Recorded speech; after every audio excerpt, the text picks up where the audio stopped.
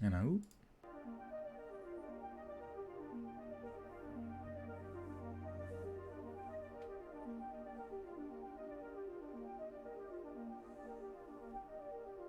And a oop.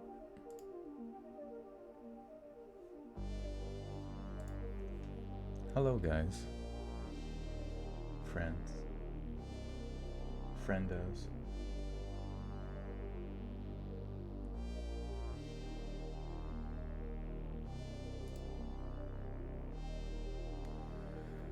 Wait a second. I forget how I got that chat out last time. Shit.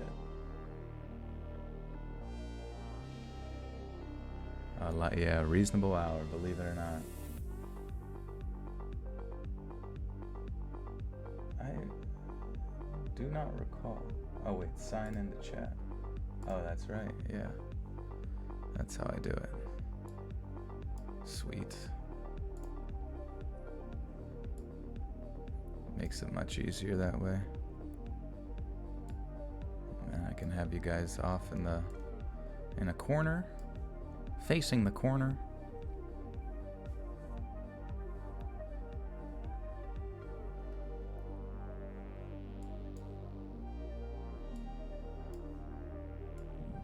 Drag that in. It's good to see everybody. Thank you for being here. I'm just going to, well, first off, welcome everybody who's here early. And I'm gonna copy my stream over to Twatterland. Follow me on Twatter if you want to be kept up, if you don't get notified on here automatically. Streaming. I'm streaming. Hello, Twitter. What's Twitter up to today? Oh, they hate everybody? Sweet. Thanks, Twitter. You're so positive and such a beacon of hope for society. Love you.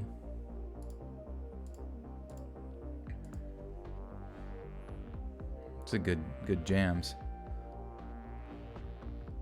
You already got put in timeout. It didn't take much, you know. I'm just such a dom.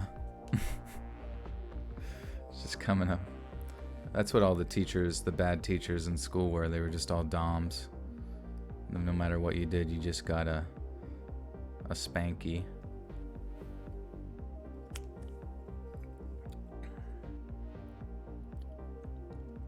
Gummy, you're gonna miss me again. Where are you going? You're here right now. You can't leave. You can't just leave like that. Just kidding. Karen with the 2. Thank you, Karen. Jolie Smoley, I'm early. Yes. Welcome, you early birds, to the first 20 minutes of Joel ranting about nothing and just coasting through life like it's blankie mode 24/7. Blanket and spank it. I don't even remember what gross image I put in people's head. So you're on the live through your phone, but you can't get it through your computer. Huh, that's weird. Anybody doing it through their computer? I would presume that wouldn't be much of an issue. I wonder if I clicked it on my computer, if it would, if that would be weird. Oh, it seems to be working on the computer. Lucy Fur, what's up, my friend? Paranoia Princess, I had my teacher shove my face into a blackboard in 6th grade. She was super pregnant and I never told anyone because I thought I had done something wrong. I just didn't understand the work. Oh, yikes, yeah. Teachers can really leave a mark on people. Oh, Hannah figured it out. Thank you, Hannah. That does make it nice. Oh, Brittany's on the computer. Okay, cool. At least one person. I was thinking, like, you know, sometimes you like wonder if it's more than one, then you're like, what do I do? What do I do, Lord? Destroy the child.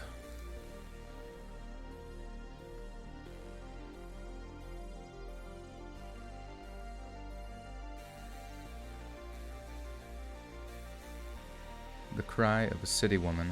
Is that a meme? Well, this beat's really crescendoing here. I didn't really expect that. How am I gonna keep up with this energy? What do I do, Lord? Your internet decided to be wonky because of the storm you're having. You're able to use your phone as a personal hotspot. Nice. We're improvising. I used to be able to just... well, I guess I still could share it out on InstaSlam. I really do need to promote these better. A while back, someone sent me like an app or something like that that just like shares everything out, you know, in one go. Alec, with the party. Shout out to you. What are you guys up to tonight? Getting schlizzard. Sounds like a video game. Yeah, it is called Glitch, which is very video gamey. You're playing Pokemon Go. Nice. I was always kind of hoping that there would be some sort of Pokemon game for the mobile besides Pokemon Go. And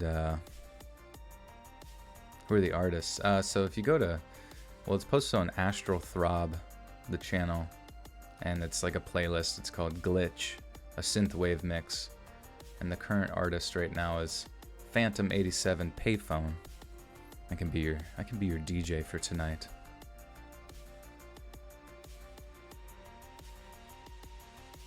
Joel, can you turn the volume up? Can't hear you over Overwatch. Wait, I hope. Hey, listen. Unless this music is, you're comparing it to Overwatch, because I was like, wait, I don't have that open, do I? That would be bad. Miss Molly with the tenses. Joel, how are you, my dear? I'm okay, you know, thank you so much for the 10. My, sleep schedule's been fuckied really bad again. I just, like, I don't know, I went about a week, and then, like, I think it was Sunday or something like that, I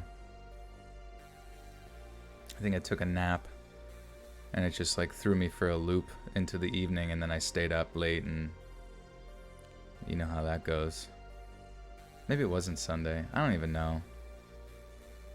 One of the days I took a nap and it just like you could just feel myself slowly starting to trickle towards getting back to having a terrible sleep schedule. It's the worst. It's not the worst, but it's just like your day just like blows past whenever all you do is fucking sleep. Jessica Simmons with the 5 says, I has money now. Twerky twerk. Thank you. Thank you, Jessica. I gotta warm up my twerky muscles. Leafy is here, is back. He's a goat for going after Pokimane. Yeah. Yeah, I don't really give a shit about the fucking, I don't know, the drama bullshit on YouTube. Because it's like, it's almost like, I don't know, they just seem like bullies, you know? Even though I know Pokimane's not like, I don't know anything about her, you know what I mean? Like, I don't even know who she is really, other than just another streamer, you know? And she has a big butt or something like that, but, you know what I mean? Like, I don't know, people go after each other, and it's just like, and it's all just, like, for the content, you know what I mean? Like, obviously, they're not doing it for the good of the people or anything like that, like, or anything of that nature. Like, they're literally just trying to make money off of drama that no one asked for, you know? And I get it if someone is like a real shithead, you're like want to talk about it and people maybe deserve to know about it, but for the most part I just find them to be like some of the most vile, like toxic people. And the worst part is that like YouTube and, you know, Twitter and all that bullshit acts like they, you know, want to stop that kind of like content on their, you know, platforms, but they don't, you know what I mean? They still prop it up, and Twitter's, I mean, that's all Twitter is. It's just constant cyberbullying. So I see Pokimane's name pop up, or PewDiePie's, or you know, Keemstar's and shit, and I'm just like,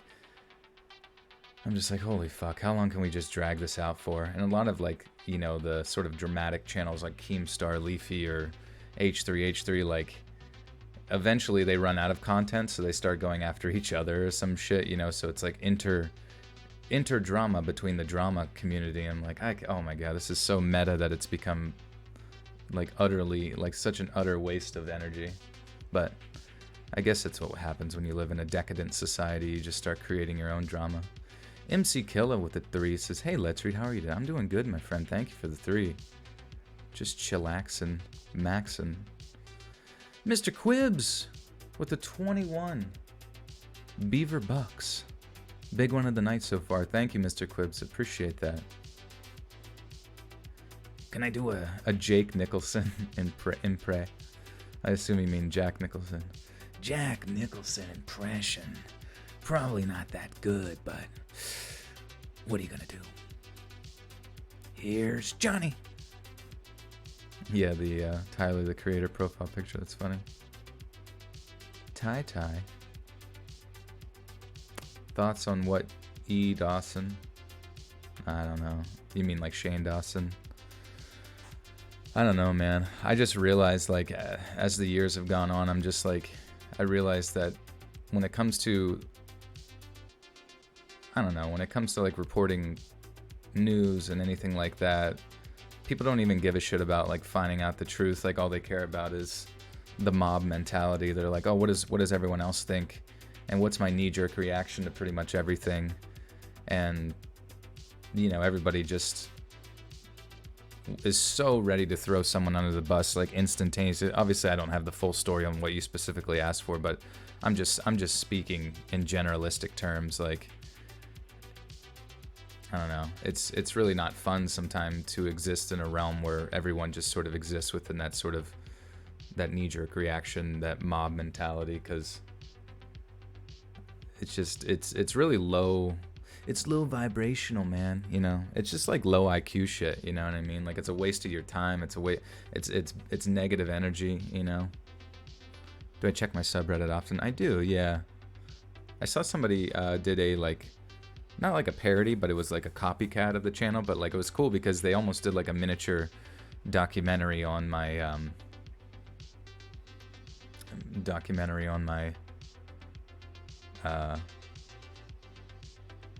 on my channel, which was neat, just like talking about it, and it was kind of flattering. I was like that they went to the effort to kind of look into it. Hey, what's up, guys? Brianna Bear, Brava Blaze.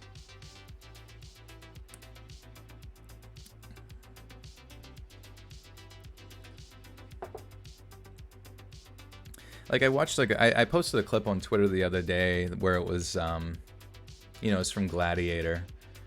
And it was just, you know, obviously it's kind of like a hyperbolic comparison, but like I basically just said, like, if we think that we're any different from like the murderous mob that existed during, you know, Roman times, during the gladiatorial era of things, where like if we think that we as humans in the modern sense would be somehow above, like, you know, crying for blood, you know what I mean? Like, you know, being the one to put our thumb down, you know, to sort of pressure politicians or pressure like the Caesar to execute somebody or something like that. Like, we're really not all that much different, you know what I mean? We are not that much different from who we were however many thousand years ago, you know what I mean? And you still see a lot of barbaric things existing within other places of the world, you know what I mean? Like, it's like our minds as humans are just as easily manipulated as any other era of human, you know what I mean? It's just that maybe to a degree as a society, in certain societies, we become a little bit more open-minded to certain perspectives that aren't quite as barbaric or as mob mentality, or we have a little bit more critical thinking skills, but not much, you know what I mean? Because people are really, really quick to throw everyone under the bus. What days are streams? So yes, Sunday, Tuesday, and Thursdays are streams, and new videos are Monday, Wednesday, Friday. So yeah, I'll stream the night before videos come out.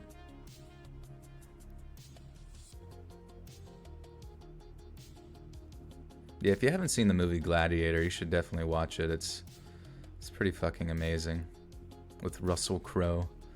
And it was really funny to like see an interview with Russell Crowe recently, and he's just like, I don't know, he just looks he's so chubby now, you know. It's not a big deal because I'm like, I guess it has been like 20 years since, fucking 20 plus years since Gladiator came out, and like, I don't know, it was like 98 or 2000 or something like that. Naturally, you can talk about human evolution. What, says Joel, I gotta pee. Hey, if you gotta pee, make sure you raise your hand first and then just, you know, pee your pants as you're sitting in your blankie mode.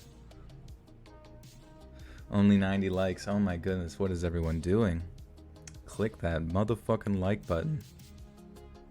Smash it. Let me smash your like button. And share this out too if you can. That helps, you know. Lets people know. I appreciate it. It's nice seeing like on Instagram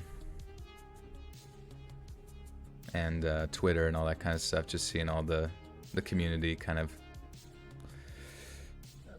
throw it out there. Yeah, cancel culture is cancer. Can't. Cancel culture is cancer. It's a tongue twister. It's just weird because it's like you get on Twitter and like that's like the first thing you see a lot of the times, and I specifically every time I go on Twitter I say like, this is not relevant to me, this is not relevant to me, this is not relevant to me, but it actually like forces it down your throat, and it says, you know, there'll be like a hashtag you can't even fucking read, you know what I mean, that'll say like you know, Bingle Bus is canceled party, you know, like first off, the fact that people are canceling Bingle Bus, it's like, well, what did Bingle Bus do, you know what I mean, and then like you know, and then it's like they're having a party over it, you know, and I'm like, you're having a party over the fact that you're ending someone's like career and life, and like, do you realize how poopy of a person you are for doing that? It's not like it's not a very virtuous act to just kind of like bury somebody in the mud, you know what I mean? It's actually quite stinky stink. That's okay, Carrie. I know. Yeah, you know what I think it comes down to is just like I think the media that pretty much, you know, whether it's social media, wherever you go, and you know, it all comes down to the observation that clickbait sells, right? You know what I mean? For years, people said, oh, that's just clickbait, but like, the reason people did clickbait is because it would get them that like 20 million clicks, you know, that 20 million views, that sort of ad revenue. And once the media was able to kind of like circumnavigate the concept that like, you know, you can actually create clickbait within sort of, you know, to maintain your ad revenue in a relatively dying industry, there was really no going back, you know what I mean? All of that kind of sort of ethical perspectives of journalism and things of that nature. Not even really that, but you know, the creating entire platforms of cancel culture, like it creates movement, it creates traffic, it creates eyes on a topic, you know what I mean? And I think we as a people, like I said, like we're no different than the mob of Caesar's time. So like when we see blood, you know, we run towards it, you know, or we hear violence. It's like we are interested because it's just like, that's what our eyes are drawn to psychologically is chaos, you know, and especially if there isn't chaos in our life, a lot of us sometimes will create it, you know, we'll create pain, we'll create drama, sometimes in our own minds. I don't know if you've ever felt that way. I definitely can become very lamentful even whenever things are quite positive, you know. Cecilia with the 5 says, sup, Joel, looking forward to tonight's read. It's my second time making it to one this year. Hope everyone is doing well. Much love. Thank you, Cecilia. I love that name. I always thought if I had like a daughter, I would name her like Cecilia. I thought that would be a neat, cool name. Thought Cecilia was a cool name. I thought Havana was a sweet name. Things of that nature. Lila, hello. How are you? How's the new microphone treating you? Oh, you know what's really funny is someone during Overwatch was playing Mercy, and then they said, let's read. They're like, oh, like, the podcast, and I was like, yeah, and they're like, oh my god, I draw to your podcast all the time, and I was like, that's kind of amazing. I don't know, that's been happening a lot more lately, is stumbling across people who recognize my name in Overwatch, which may or may not be a good or bad thing, because I'm kind of I can be a pretty toxic asshole in that game, as people in the Discord can definitely verify. Apparently it's pretty funny, but at the same time, I do not understand. The game just breeds toxicity and stuff. Jenna with the 10 Beaver Bucks says, sending love your way, Joel. Mr. Sexy, thank you so much, Jenna. I appreciate that. You got the joint and dab ready to go. Oh shoot, it's read time. I'm so sorry, guys. I let that get ahead of me. Oh yeah, 10 seconds. Okay, cool. So it just hit. We're good. Rocket launch. That's me on the screen, me blasting through space to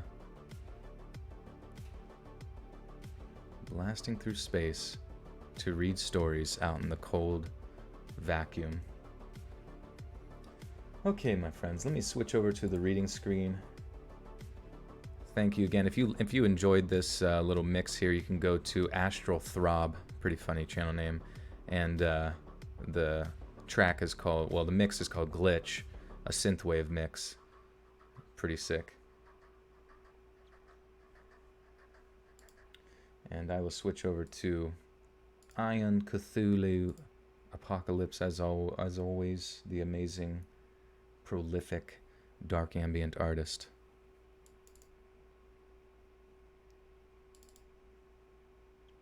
Maybe an alien invasion. You guys like alien invasions? Do you ever think there will be like a fake alien invasion one day? Like, I remember George Bush Sr. talking about like a common enemy for the world, something outside of the world. And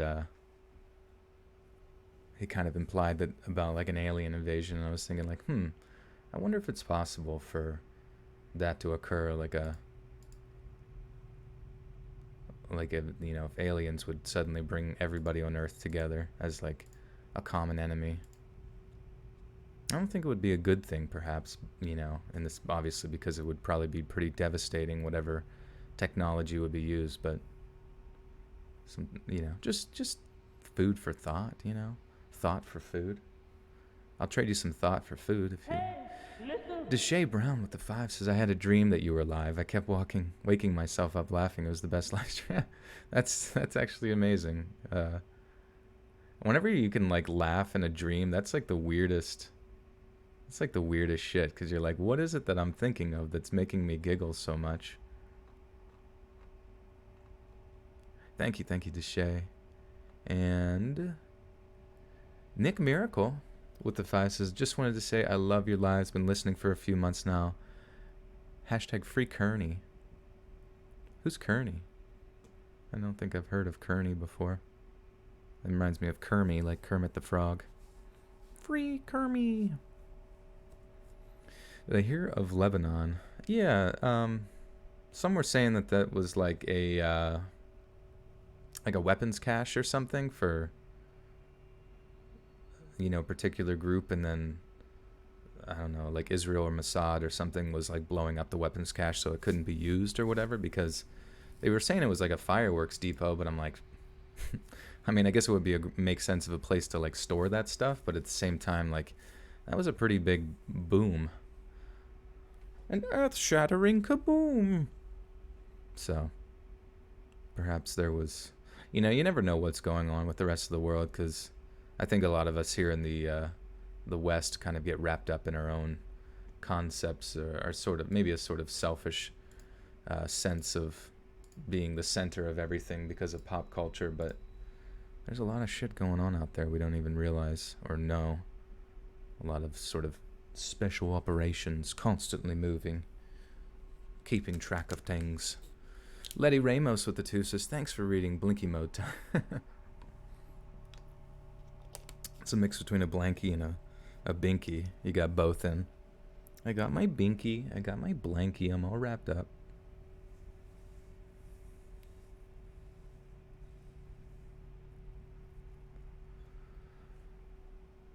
All All right, my friends. So we are in subscriber stories. So let me know if you hear yours in tonight, and if you have some subscribers, your own stories that you want to send in. As always, please send them into reddit.com/r/let's-read-official.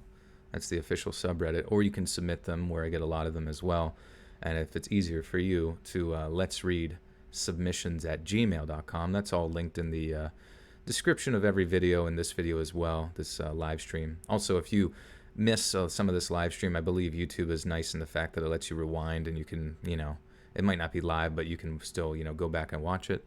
And then also, what I do is after this video finishes, after the live stream finishes, it will go through a processing mode on YouTube, and then I will mark it as unlisted, so you won't see it directly, but then I will put it on the live stream playlist where you can watch all of the live streams from newest to oldest in order and all that good stuff. Yes, thank you, Fry. Fry's got that linked on screen too.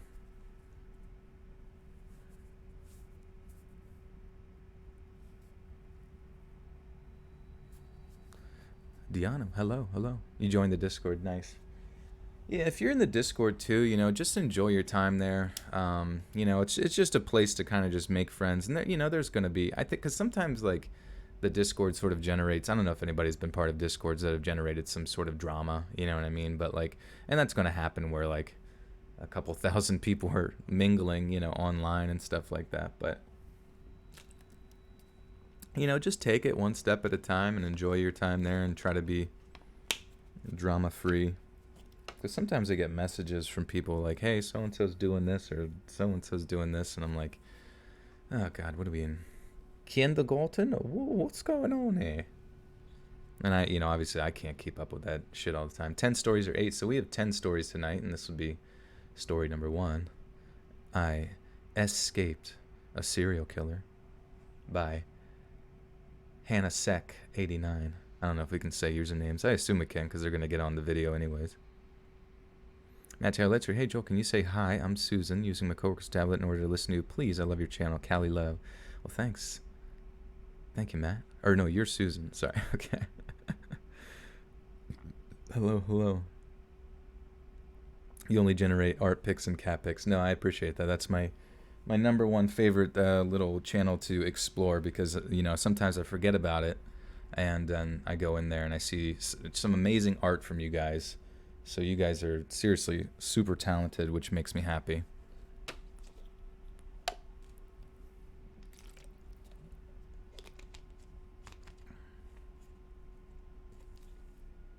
Fry got kicked out of Ram Ranch. Really? I don't know why he would. Do I ever creep myself out or reading these? I think I've gotten kind of used to it, at this point, and yeah, I don't know. I don't really feel it, anymore. Maybe I've become desensitized, but wait, the Hawk got banned from Discord? Why are people getting banned randomly?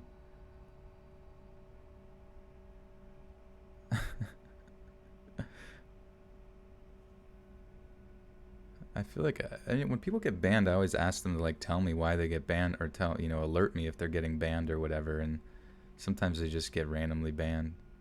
Well, Hawk, I'm sorry that you got banned. I'll try to get you, put you back in there. I don't know why people, usually it's like kind of a brief discussion as to what happened before that happened, so fucking hell. I can't keep up with it sometimes, everybody's got beef with somebody.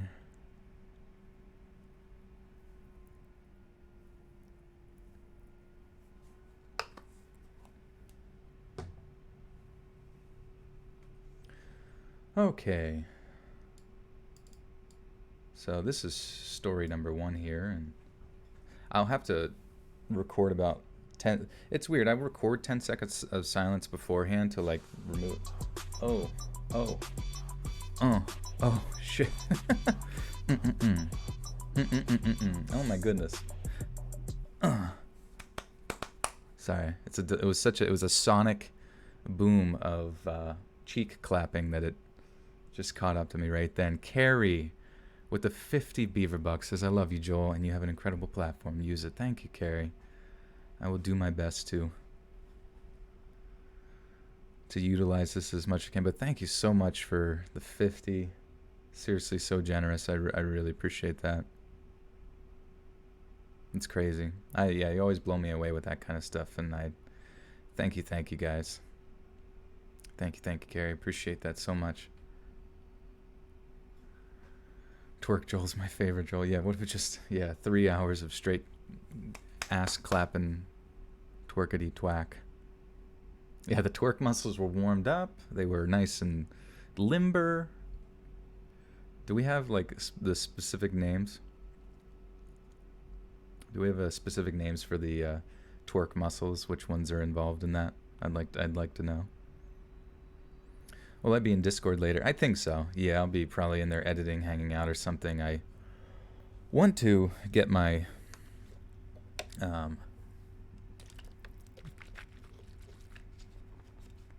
like take some ZQL and get my sleep back to the morning time frame and get back into that workflow, but just depends what I'm feeling, you know what I mean? Okay, so what I'm gonna do, once again, thank you so much, Carrie. I really appreciate that. And what I'm gonna do is I'm gonna kind of hold record for 10 seconds, so it'll be silent for like 10 seconds, and then I'm gonna go into the recording because for some reason the background noise recorded when I just do 10 seconds of silence versus when I start reading, there's like a different type of background noise, and it kind of like, I don't know if you guys have heard it or not because I have the fan going now. Ever so lightly, but it gets picked up, and it just, obviously maybe it's like my sort of perfectionist attitude with the audio, but it kind of like throws me off. The ass muscle, the booty maximus, yes.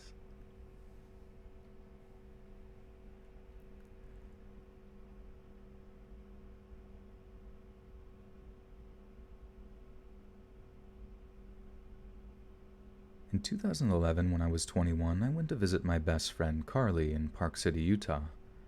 When I arrived in Utah, Carly told me that she was having a barbecue with some friends at her place. Sundance Film Festival was in full swing, so we're going to eat and hang out and then go catch a few films. Around 5 p.m., friends started showing up with alcohol, meat for the grill, and snacks. I was introducing myself to several of Carly's friends and learning that most of the people who lived in Park City were there for the ski season as snowboarding and ski instructors and lifties, lift operators for the resort. Oh, I read that kind of weird.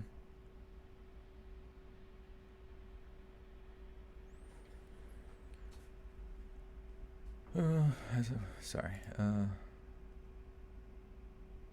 Wait, I'm confused how the sentence progresses. I was introducing myself to several of Carly's friends and learning that most of the people who lived in the park were there for the ski season as snowboarding and oh, I see. Yeah, my bad. I was introducing myself to several of Carly's friends and learning that most of the people who lived in Park City were there for the ski season as snowboarding and ski instructors and lifties, lift operators for the resort. As I was chatting with people, a guy walked through the front door and I couldn't help but stare. He was strikingly good looking. He looked like a male model. He had olive skin, light brown hair, and the perfect smile. The guy walked up to me and introduced himself as Matt. I said hello and then continued to mingle with everyone as Matt did the same. As a 21-year-old, I was very innocent and naive. I had never really had a real boyfriend before, and this is why I thought it was exciting that Matt seemed to take notice of me. I'd look at him from across the room and he'd be staring at me. He'd give me a little wink and then go back to the conversation he was having. A little while into the barbecue, Matt came up to me and asked if I wanted to walk out to the garage with him to get more beer. The garage was separate from the house, and you had to walk down a flight of stairs and then across the snowy driveway to get to it. I said yes and proceeded to follow Matt out the door and down the stairs. Being very naive, I actually thought he just wanted a companion to go get beer with.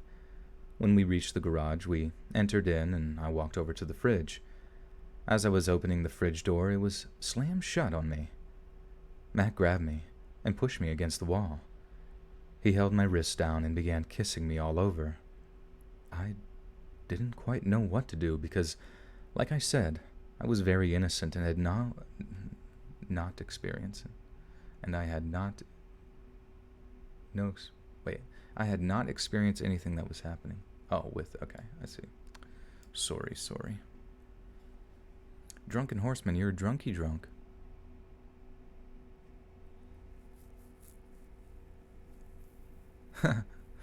My voice is like when the Q-tip hits the right spot. The G-spot of the ears.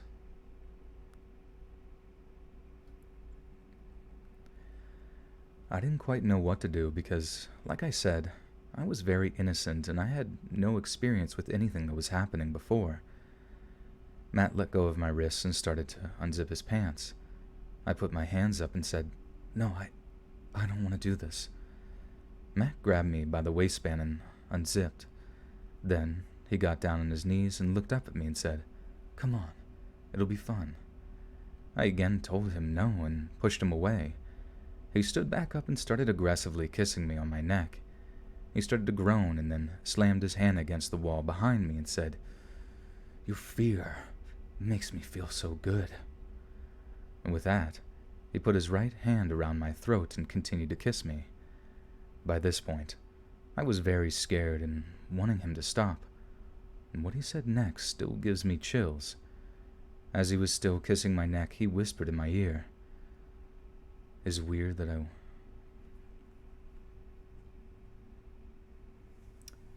This is getting hot and heavy, guys. This is, a glimpse into my OnlyFans. Jesus Cripes. Jesus Cripes, guys. Yeah, this is a tough one to go out the gate with here, you know. Where was I?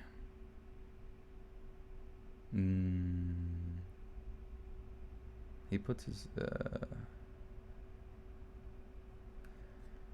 As he was still kissing my neck, he whispered in his ear. I can't, because I know it says, it says swear words, guys, and I can't say those on TV. Just kidding. I can say them here, but on the video, like, YouTube is like, nope, naughty, no. As he was still kissing my neck, he whispered in my ear. Is it weird that I wanna... Okay. As he was still kissing my neck, he whispered in my ear, "Is it weird that I want to have my way with you and kill you at the same time?" My stomach dropped, and the hair stood up on the back of my neck. My mind was screaming to get out of there. As Matt started to tighten his grip around my throat, someone walked into the garage. Thank God for that person. Matt immediately stopped what he was doing and backed away. He barely made eye contact with me as he left. It was as if nothing happened. I went upstairs and cried in Carly's bathroom. I couldn't believe what had happened. Fast forward to 2016, I got a call from Carly asking if I remembered Matt from her BBQ. I stuttered at the thought of him, but told her I did remember him. She said, "You're not going to believe this. He was arrested on the suspicion of killing 6 women." My heart sank and I almost fainted. 6 women?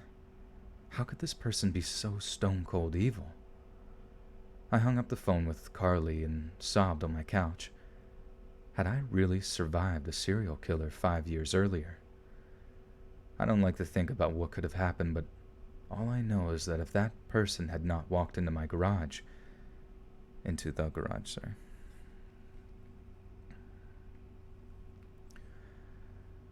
I don't like thinking about what could have happened, but all I know is that if that person had not walked into the garage, it's very possible I could have made his murder list 7 women.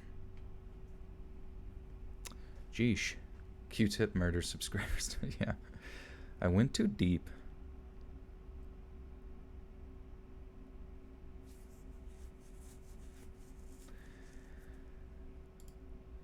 Yeah, that guy was a regular old Teddy Bundy. Not your story, Steve? Okay. That's good to know.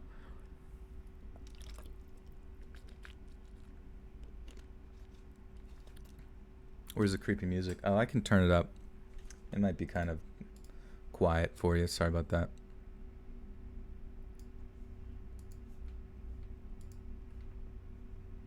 It's a wee bit quiet, don't you think? YouTubers love the word several. I don't. Did I say several during that? Several. Several of you here.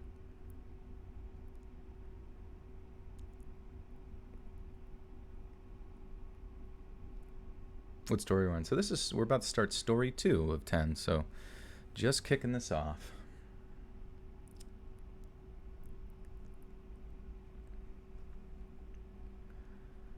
I'm a 26-year-old man, and I just had a really weird night.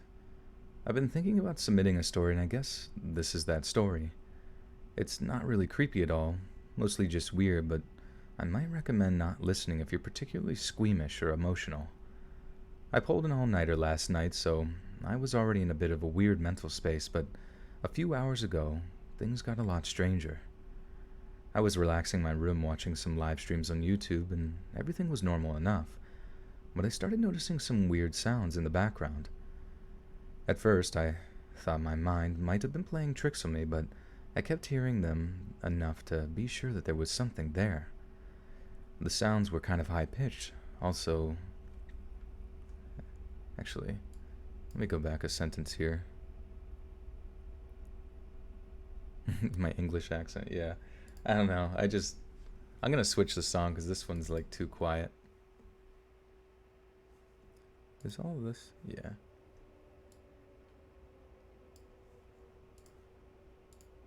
I just felt like that song was good, but almost 200 likes. Yeah, so let's get it going, baby.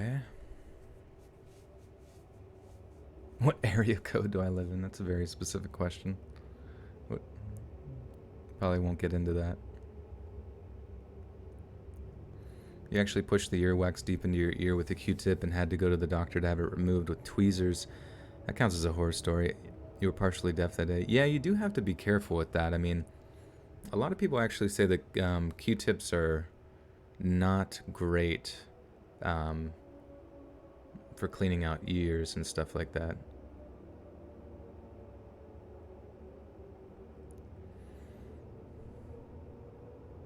Because, I mean, the best time to clean your ears, from what I've heard, is like after you get out of the shower or bath, because it's kind of like loosened up the earwax and stuff after, it's because of like the moisture and stuff like that. And, I mean, some people say you can probably one of the easier things is if you have like toilet paper, you can just put that around a pinky finger and put that in, because Q-tips kind of like do have the opportunity to like push stuff way deeper into you, but then you like go to, you've probably seen videos on YouTube where they have like a hook or something that cleans out the ears, like that's, not just going to push stuff deeper inside. Q-tips are evil, yes. Medical scary stories, I definitely would. I've gotten a few on here. A lot of them are like paranormal, which is interesting.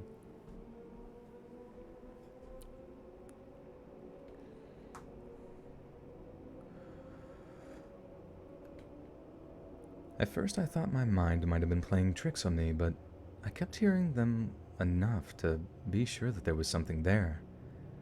The sounds were kind of high-pitched, almost like scratching, so I thought that there might have been a big bug bumping its wings against the window. I didn't think much of it. It definitely didn't seem like a big deal, so I just put it in the back of my mind. But then I looked over and saw a big rat scurrying around the corner of my room. It actually walked closer to me and stared right at me before scurrying off again. It actually stared at me so long that I had time to snap a picture. Well, I'm not easily freaked out by animals, so I wasn't scared or anything. At first, I was kind of nonchalant about it, but then I realized that I now had to find some way to get this rat out of my room before it made itself too comfortable. Oh, great. This will be fun. I put it off for a few minutes, but I realized that I wouldn't be able to properly relax until I'd taken care of the situation. I put on some long pants so the rat couldn't bite my leg, and then I started my mission. I knew which corner of my room he was in, so I did a bit of exploring and tracked him down. He was hiding in my bookshelf, squeezed into a narrow space on top of a stack of VHS tapes. I started realizing that this whole thing was actually a bit terrifying. I'd never tried to wrangle a rat before, and I realized that there was a significant chance that I might get bitten. I wasn't worried about the pain of the bite, but I really didn't want to be bit and... Oops.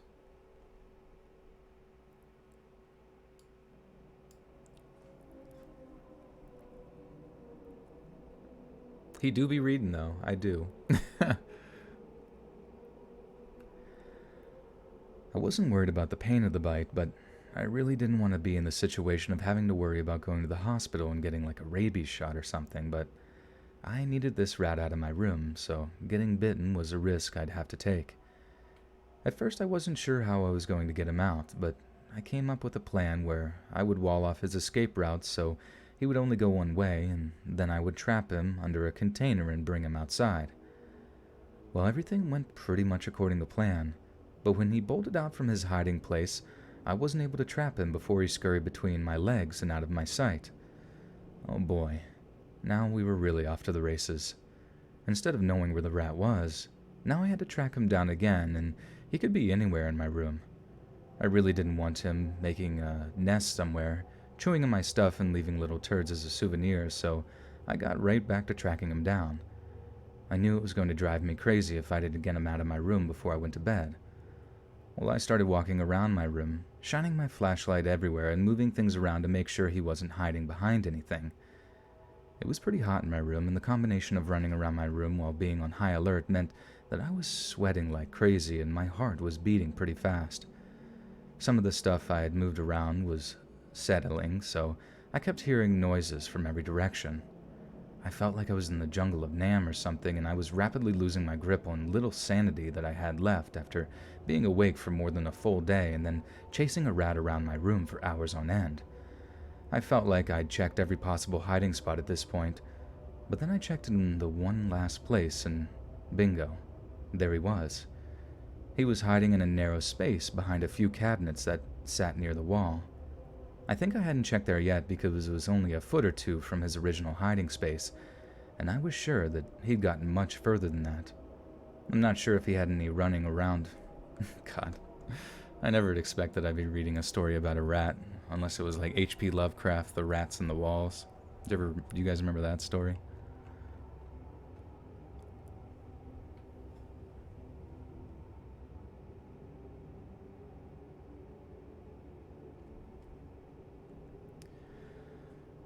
I'm not sure if he had been running around my room or if he had been behind these cabinets the whole time, but as soon as I found him, I felt a sudden shift. Of course, there was the satisfaction of finding his hiding space, but there was also a sad note. The rat went from being an evil mastermind who was sneaking around my room, always one step ahead of me, to being a scared little guy hiding in his tiny alcove, almost certainly completely terrified. This was no time for sentimentality, though. Sentimentality, did I? I'll say that. Maybe I said that wrong. Jen Child with a 5 says, "Hey, y'all." Hey, Jen. Welcome. How art thou? The rogue rat. Listen. This rat's getting rogue, baby. Yes, I am the dirty 30.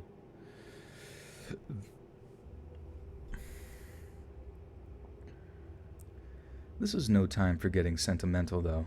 I had a mission to complete. I moved a couple of things in front of his possible exits to make sure he had stayed put, and then I devised my plan. I made a little container that he could run into, and I figured I'd remove the obstacles and he'd scurry right into it so I could bring him outside and set him free. But when I set it all up, he didn't go for it. I think the space was so narrow that he didn't have room to turn around, so instead of running into my container, he just stayed where he was. That threw me for a loop, and I wasn't sure exactly how to proceed from there. I couldn't put my container on the side he was facing because the positioning was awkward. I heard my dogs barking, so I knew I needed to take them outside for a bit, so I decided to wait for a little while and figure out what to do. But before I took my dogs out, I realized that there was something else I had to take care of. I had a power cord running through the space that the rat was hiding in, and I really didn't want him chewing through it while I was outside with my dogs. I lifted up the power cord and tried to yank it up from behind the cabinet, but it got stuck when I tried to lift it. I figured the cabinet was probably sitting on it, preventing it from moving. Oh well. I unplugged it, so at least there was no power running through it, and then I took my dogs outside. When I got back, I went back into the room and checked up on my rat friend. As soon as I looked behind the cabinet, the rat wasn't on the ground anymore. He looked like he was a few inches above it, and it looked like he had somehow gotten himself wedged in a very narrow spot. I instantly knew something was wrong, and then I saw the power cord squeezed up against him. He wasn't moving. When I yanked up the power cord, it must have lifted him up and crushed him against the corner of one of the cabinets. You see, these cabinets are sectional, and they can move independently, and I must have accidentally pushed one further back than I meant to. And that series of events... God, this story... I like this story, but it's like so like out of place for my channel, like talking about a fucking rat. I don't even know. I'm probably going to include it just for the content, but I'll probably put it at the end. Because I feel like if I did it like story 2, people are like, what the fuck does this have? This ain't scary, bro. Ron with the 2 says, thanks for doing what you do. You're welcome, Ron. Thank you for the 2. Smoochy smooches. And Elvira, or wait, is that how you say it? Elvira on fire with the tooth. 1 up. Thank you for the 1 up. I saw a cute video of like a young kid who was like, hit here to power up, and it was like a picture of, you know, like a Mario mushroom that people that were doing a marathon could run and touch as they went by. I think it's like an old repost on Reddit like 1,000 times, but it's just cute. And then one, you know, normally I post like edgy stuff on my meme page. If you go to @hornycomputer on Instagram, that's my meme page. But I saw this really funny video of like a little Italian like toddler who was just like super Italian with their hands going up and down and boobity bobbity bee, and like it was just like the cutest thing ever. So I was like, all right, that's both cute and hilarious. I'm going to put that on my meme page. I do not care if it's not too edgy. Spandex is a privilege, not a right. River rats, hashtag. I feel like I missed... Did I miss something? Make sure I didn't miss anything. Now we're good. We good. Do a full live stream dedicated to rats. Scary rat stories. From HP Love Rat.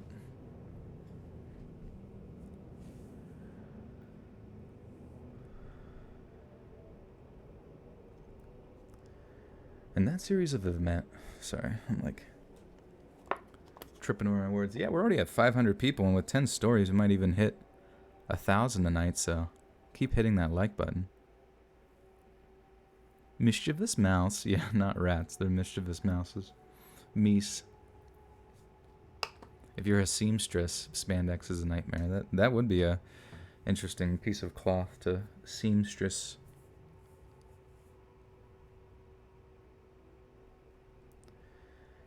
And that series of events meant that I had just taken a life. Yes, it was just a rat, but rats are living beings too. They have feelings, and they're actually fairly smart.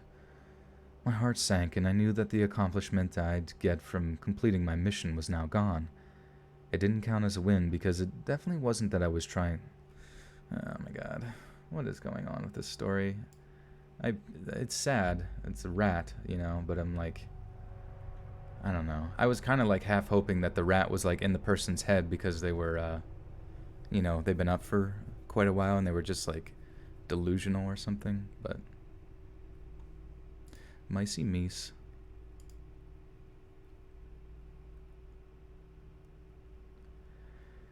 It didn't count as a win because it definitely wasn't what I was trying to do. I wanted him out of my room, but I didn't want him dead. He was a cute little guy and he seemed like a good rat. When he first scurried out of his hiding place and stared at me, it almost seemed like he was being friendly. He didn't have any beef with me, and I didn't have any beef with him, besides the fact that I wanted him out of my room. I immediately started thinking about how he died. At first I was worried that he had slowly suffocated while pinned against the cabinet, but when I looked at his body, I saw a wet spot that I'm pretty certain was a bloodstain. On a... Fuck. Should I even include this story? What do you guys think? Should I include this story? Because, yeah, the story was from the rat. The rat's position hold. It would be a true scary rat story. I wandered into a human's house. They chased me everywhere, backed me into a corner, like a freaking rat. Don't put it in. Should I finish it here, you know, just for the sheer fact of finding out what even happened in the end? I feel like I don't want to leave you guys hanging on this, and I'm kind of curious now. Who done killed the rat?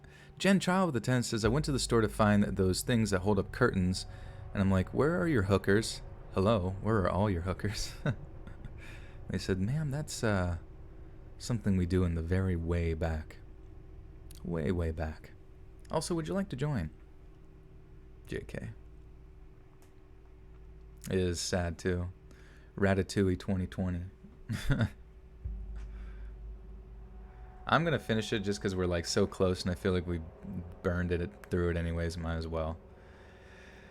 And it will be, I'll just like say in the beginning, guys, stick around for a bonus rat story. From the scary story from the perspective of a cheese eater. Hopefully that means it wasn't too long and drawn out. Although maybe slowly asphyxiating would be better than being quickly crushed. I don't know. Well, I was now in a very different situation than I was in a few months. Jesus Christ. Well, now I was in a very different situation than I was a few minutes ago. At this point, it was 4 in the morning, but I knew what I had to do. I took him outside and gave him a proper burial. I dug a small grave in the front yard so my dogs couldn't dig him up, and I said goodbye to my little rat friend. I could have buried him without touching him, but I felt the need to stroke his fur a little bit. I had just taken his life, and the least I could do was give him a few post-mortem pets. Yes, I know people say that rats have a weird bacteria and you shouldn't touch them. I was worried about that myself. I washed very thoroughly with soap and then rinsed with rubbing alcohol for good measure. As I was petting him, I told him I was sorry. I didn't mean to kill him, and he was a good boy. I looked down at him and his eyes still looked very alive somehow. I told myself he was just sleeping, very peacefully. I didn't want him to get dirt in his eyes or ears, so I put a leaf over his head to shield him, and then I filled in the grave. As I was burying him, the name Timmy popped in my head. At first, I thought it was just silly. I figured that it was probably a reflex on my part that I wanted to humanize him, so I gave him a common name for a pet. But then I realized that there was a weird coincidence that made that name very fitting. I've been listening to a radio show earlier that night of a guy named Dave McGowan. I don't even care if I pronounce this person's name right. McGowan, does that sound right? You guys probably know, but honestly, I don't care if I pronounce it right. How about Tim the rat? Timmy Turner the rat. I've been listening to a radio show earlier that night of a guy named Dave McGowan being interviewed by Ed Opperman. They were talking about the 1960s countercultural movement, and they mentioned that Timothy Leary had connections to the CIA, and he apparently ended up snitching on people. Someone said even back in the 70s I was already hearing the word on the street that Timothy was a rat. So there you have it. God. Oh my God. What is going on with this story? Mel Hernandez with the 10 says, we love listening to your stories. I'll listen to the rat stories. My boyfriend and I are laughing so hard right now. So hi. Say hi to my hubby, Sean. We love you and have been listening for a long time. Well, hello, Sean and Mel. I'm glad you guys can appreciate even the rat stories. And I guess we're getting a history lesson on CIA rats. Super snitch rats. So there you have it. The whole drawn-out saga. It might not be the most interesting story, but it's probably the most eventful thing that happened to me recently. It went from being a weirdly intense rat hunt to a tender and tragic moment that made me reflect on life. If I had managed to successfully get Timothy out of my room alive, I'm not sure what his life would have been like. My brother has a cat that kills rodents fairly often, so I think there's a decent chance that my rat friend would have met that fate. I don't think many rats manage to die peacefully of natural causes. Maybe this was all for the best.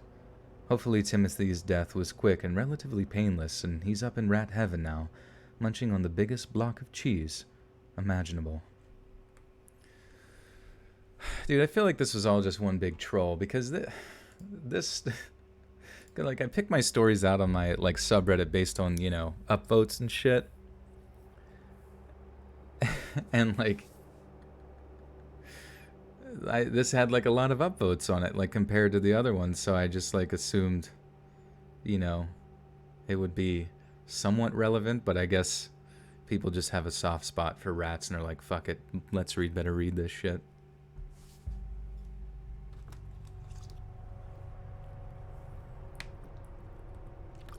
How many stories would I have narrated in my career? I don't know. I guess you could actually literally calculate all of them if you wanted to. Because most of my videos have, like, the number on there, but, I mean, shit, it's We could probably do the math real quick. They did the math. Just hypothetically. Okay. So videos. If I click on my videos. Wait. Oh wait, I forget how you see. Fuck, I forget how you like see how many total videos is on a channel. Sometimes you can see by sorting or whatever. Could I do Mexico horror stories? Yeah, probably. I've actually gotten some stories from Mexico before. Fuck, I don't know where to find like how many videos I've uploaded. But I'm sure if you multiplied that by like, I don't even know, like maybe 7, you probably would have an accurate number, because I mainly do between 7 and 10 stories, so somewhere in between there, maybe like multiply it by 8. You probably have an accurate number. You think maybe you could celebrate narrating your 10,000th or 20,000th story? That would be pretty wild. I wouldn't even. It's crazy how fast it's gone by.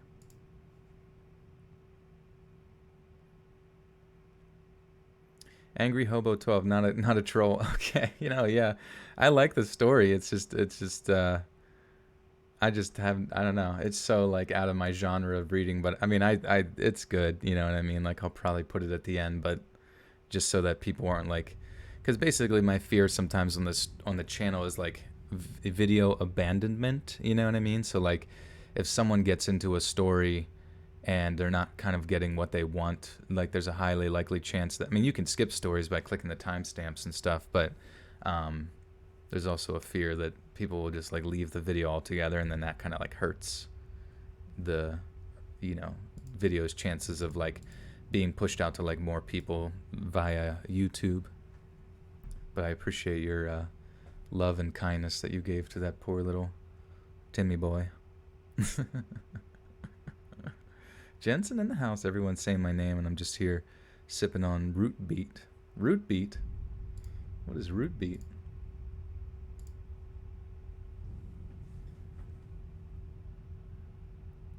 Hi, friends. Okay. Okay, story 3. Both daddies. Oh, gosh. Both stepdaddies here, ready to raise our modern family.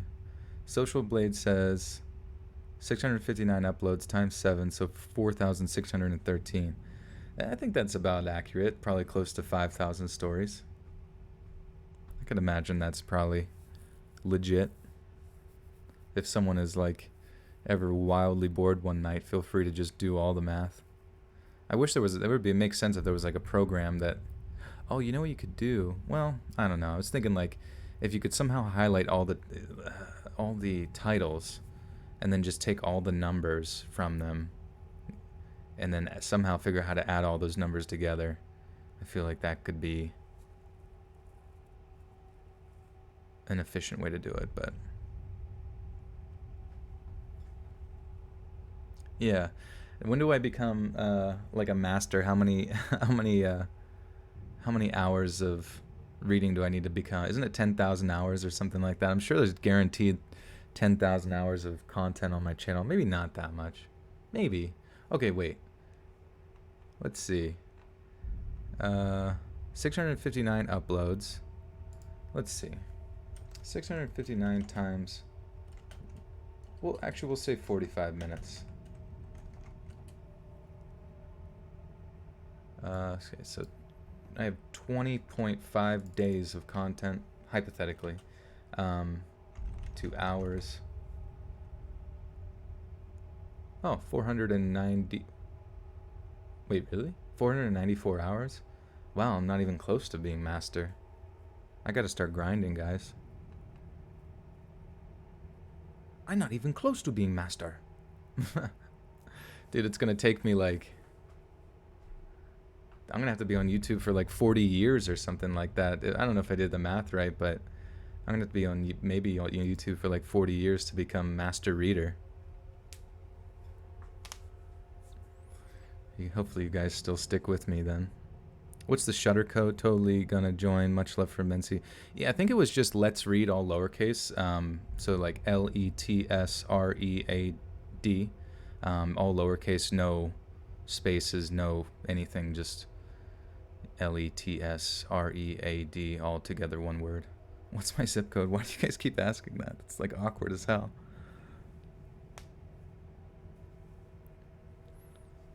What's my social security? And the 3 digits on the back of the... That's my PIN number. Yeah, Jesus Christ. It's so funny. Like, I look at, like I watch... Sometimes I'll watch, like girl streamers, you know, like on Overwatch or whatever. Just random ones. And some of the shit that their chat asks, like... I just look at all the stuff that you guys ask, and it's, to me, it's funny. You know what I mean? Like, it's. I enjoy the trolling. I enjoy, like, the jokes and the flirty stuff. You know what I mean? It's funny to me. But I just think about, like, every time I'd watch, like, girl streamers or whatever, it's like an immediate ticket to get banned on their streams. Is like saying anything that's, like, you know, mildly like raunchy or something like that.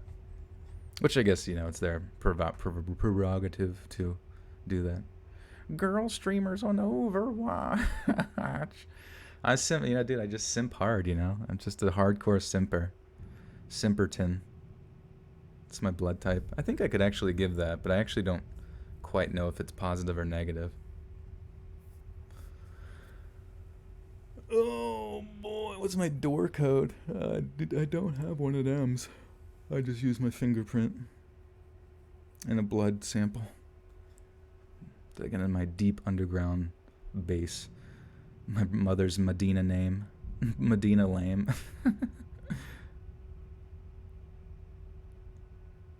Okay. Now that everyone's got all my personal info, we're good to go. While I was going to college, I was living at home with my grandparents. My paternal grandparents have been my guardians since I was about 1.5, and they're basically my mom and dad. I live in the basement of the 3-bedroom room.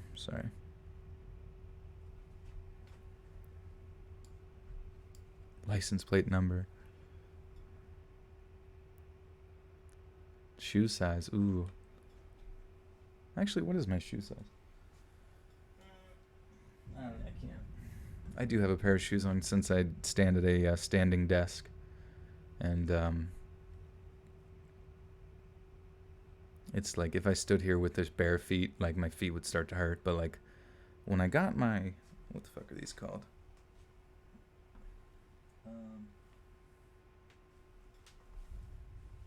Sorry. What are these called? Oh, Brooks. My Brook walking shoes. My Boomer Brooks. I'm wearing shoes. I am wearing shoes. It's just I have like a hardwood floor in here, and if I stood here barefoot ass, and my feet like honestly really start to hurt. But if I wear shoes, it's like I'm like very limber. I'm very bouncy. I can do whatever I want. I don't need Hannah to massage my feet at the end. 20-inch rims riding crazy low. What the fuck? I live in the basement of their 3-bedroom condo in a newly minted condo community near the edge of our mid-sized city suburbs. The basement was a dugout style, so there were windows across the outside facing wall to the backyard, but they were low to the ground, so if you were to walk by said windows, the person in the basement could only see your feet. One late summer night, I awoke in my bed. This is fairly startling to me already, since I never wake up in the night.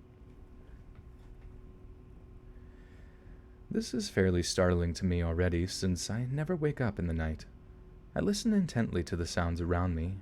I hear nothing but crickets outside my open window in my room. I get that you're a grown woman, stop thinking the boogeyman is after you thought, and try to settle back into sleep when I hear it. Distant, aimless whistling coming out towards the main road that leads to the condo development. I try to listen past, my heart racing, to tell where the whistling was going. Our condo is one of the last units on the end of the property. If you were to cross by foot into the development from town, our backyard is the first you would walk across. It was the first time that placement made me feel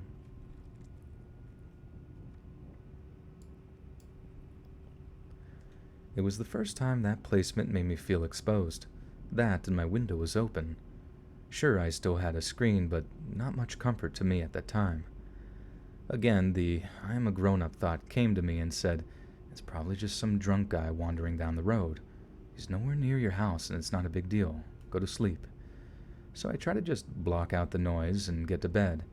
But the whistling was also aimless, with no tune, just like it was trying to get attention. Not keep itself occupied or I have a song stuck in my head kind of whistle. I couldn't help but focus on it and hear it getting closer, and then I heard the footsteps. Aimless footsteps to go with the now horribly loud whistle. Are my grandparents not hearing this? I thought. I'm about to get up and go upstairs, but by this point, I am gripped with fear over the closeness of my late-night visitor and my open window, and it's only getting worse. Louder and closer until I'm sure the person is stepping on the stones that line the outside of my bedroom window, and with a whistle so loud, I am sure it's them leaning down to look into the room. I bolt, covers off, and jump from the staircase. I thought I would feel safer up there, but it was little comfort. My mind went directly to the sliding glass door to the porch, the one with the staircase to the backyard. It's locked, right? I couldn't bear to even try to listen and see if I heard anything more. I bolted yet again, now to my grandparents' room. I was breathless and trying to wake my grandmother. It had to be an emergency to wake either of them, and you would think this situation would count as one. Well, Grandma was not having it, and instead was angry that I might wake up my grandfather. No one believes me, since I tended to have one of those wild imaginations people speak of. Well, maybe that was right. It was just me that heard it. Nevertheless, I slept on the upstairs couch, after making sure the porch door was locked and taking a fireplace poker to sleep with. It wouldn't be a creepy story, though, without one final twist.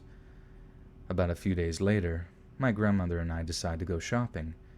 We took another road out that we don't normally use, so it's my first time seeing this street since the night of the whistling.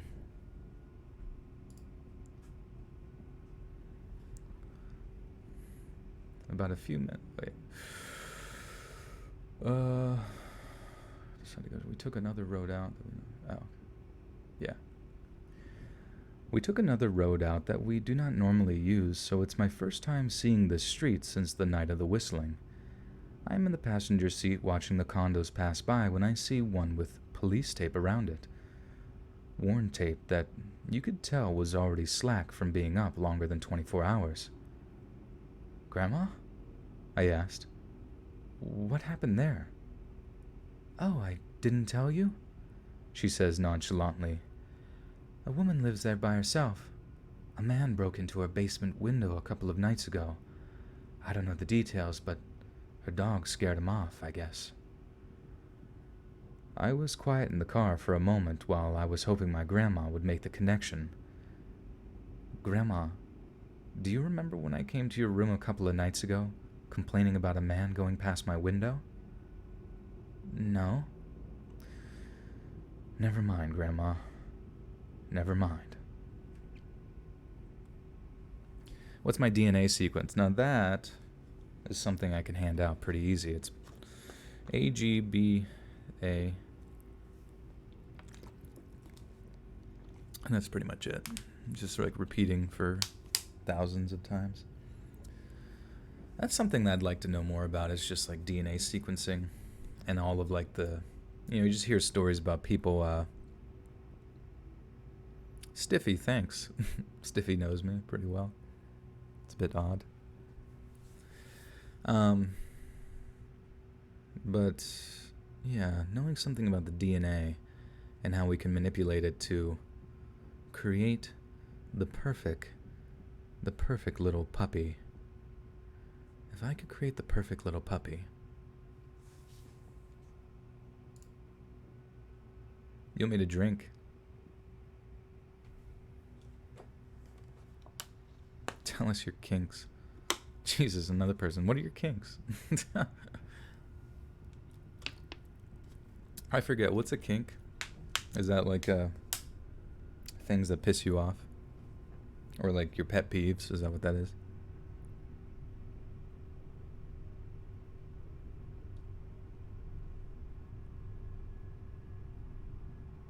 Asherelle is thinking about selling feet pics, not even kidding. Well, you know, if there's a market for something and you feel that you have something to offer to that market, fuck it, dude. Fuck it. You're actually calculating how many stories I have, and so far, I'm at 614 from 9 months ago. I'll get back to you next stream. Good night. Okay. Good luck, my friend.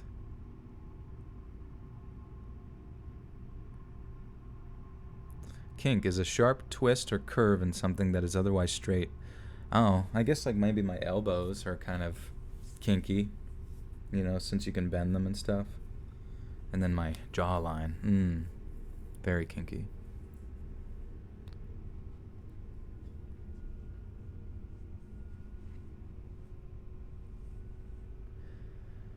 I've always been skeptical about whether it's possible to see into the future, but I can't seem to make sense of an experience I had 20 years ago. As a teenage boy, I was prone to doing dumb things. My buddies and I decided to play a game called The Elevator, which consisted of purposely hyperventilating, and then one of the others would pin our chest against a tree until we passed out. We would only be out for a few seconds, but it felt like hours. My experience was different than the others, though. While I was out, I dreamed of the next 2 weeks. Except it wasn't like a dream. It felt like I had literally gone about my life as I normally would. It was so realistic that when I woke up, it quite literally felt like I had traveled back in time. The next 2 weeks played out exactly like they did while I was passed out. I considered myself to be an open-minded skeptic. So much of what I experienced I can chalk off to... Sorry, that sounded kind of weird. Have you guys ever played that game? I remember I did that in middle school where, like, you were supposed to take a deep breath and people, like, pressed on your chest or something until you, like, passed out. And it was fucking not smart to do. But I just remember they did it to me, and I guess, like, I had, like a freak out. Like, I don't even know. Like, they said I was, like, unnaturally strong and just, like, lifted somebody up and, like, was, like, about to freak out. And then I just, like... I don't know exactly where the situation I woke up in, but I didn't remember anything that I just did for the past, 20 seconds or whatever. It was really weird. Let's Read's OnlyFans Discord, there you go. So much of what I experience I can chalk off to coincidence and possible self-fulfilling prophecy. And here's what made my hair stand on the back of my head, though. After about a week, there was a brand new movie on TV. It was the first time it aired, so there was no way I could have seen it before. Except I did. In The Elevator. I spent the next few days terrified that at the end of the week I would wake up and start the process all over again. 20 years later, I still find myself nervous and excited that I may wake up in the past. To this day, I still have no idea what to make of my experience. What story is this? YouTube just notified me. Oh, well, welcome, Nya. That was story 4 of 10, so we still got a decent way to go here. Oh, and oh.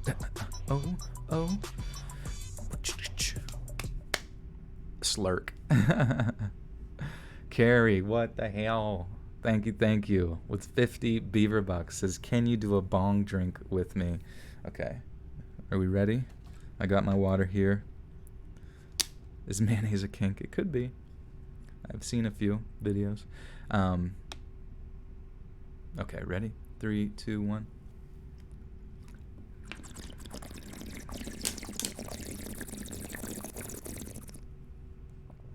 Ooh, daddy.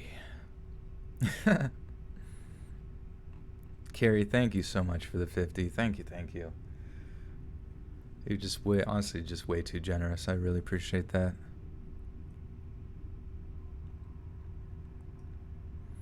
And no, I promise you guys I'm not smoking the ganj.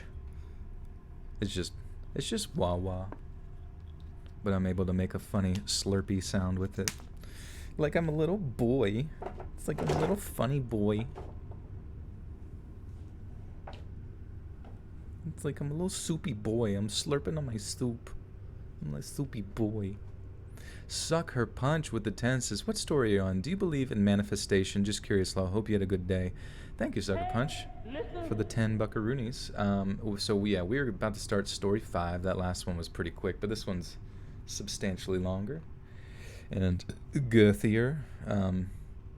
Sell my bong water. Yeah.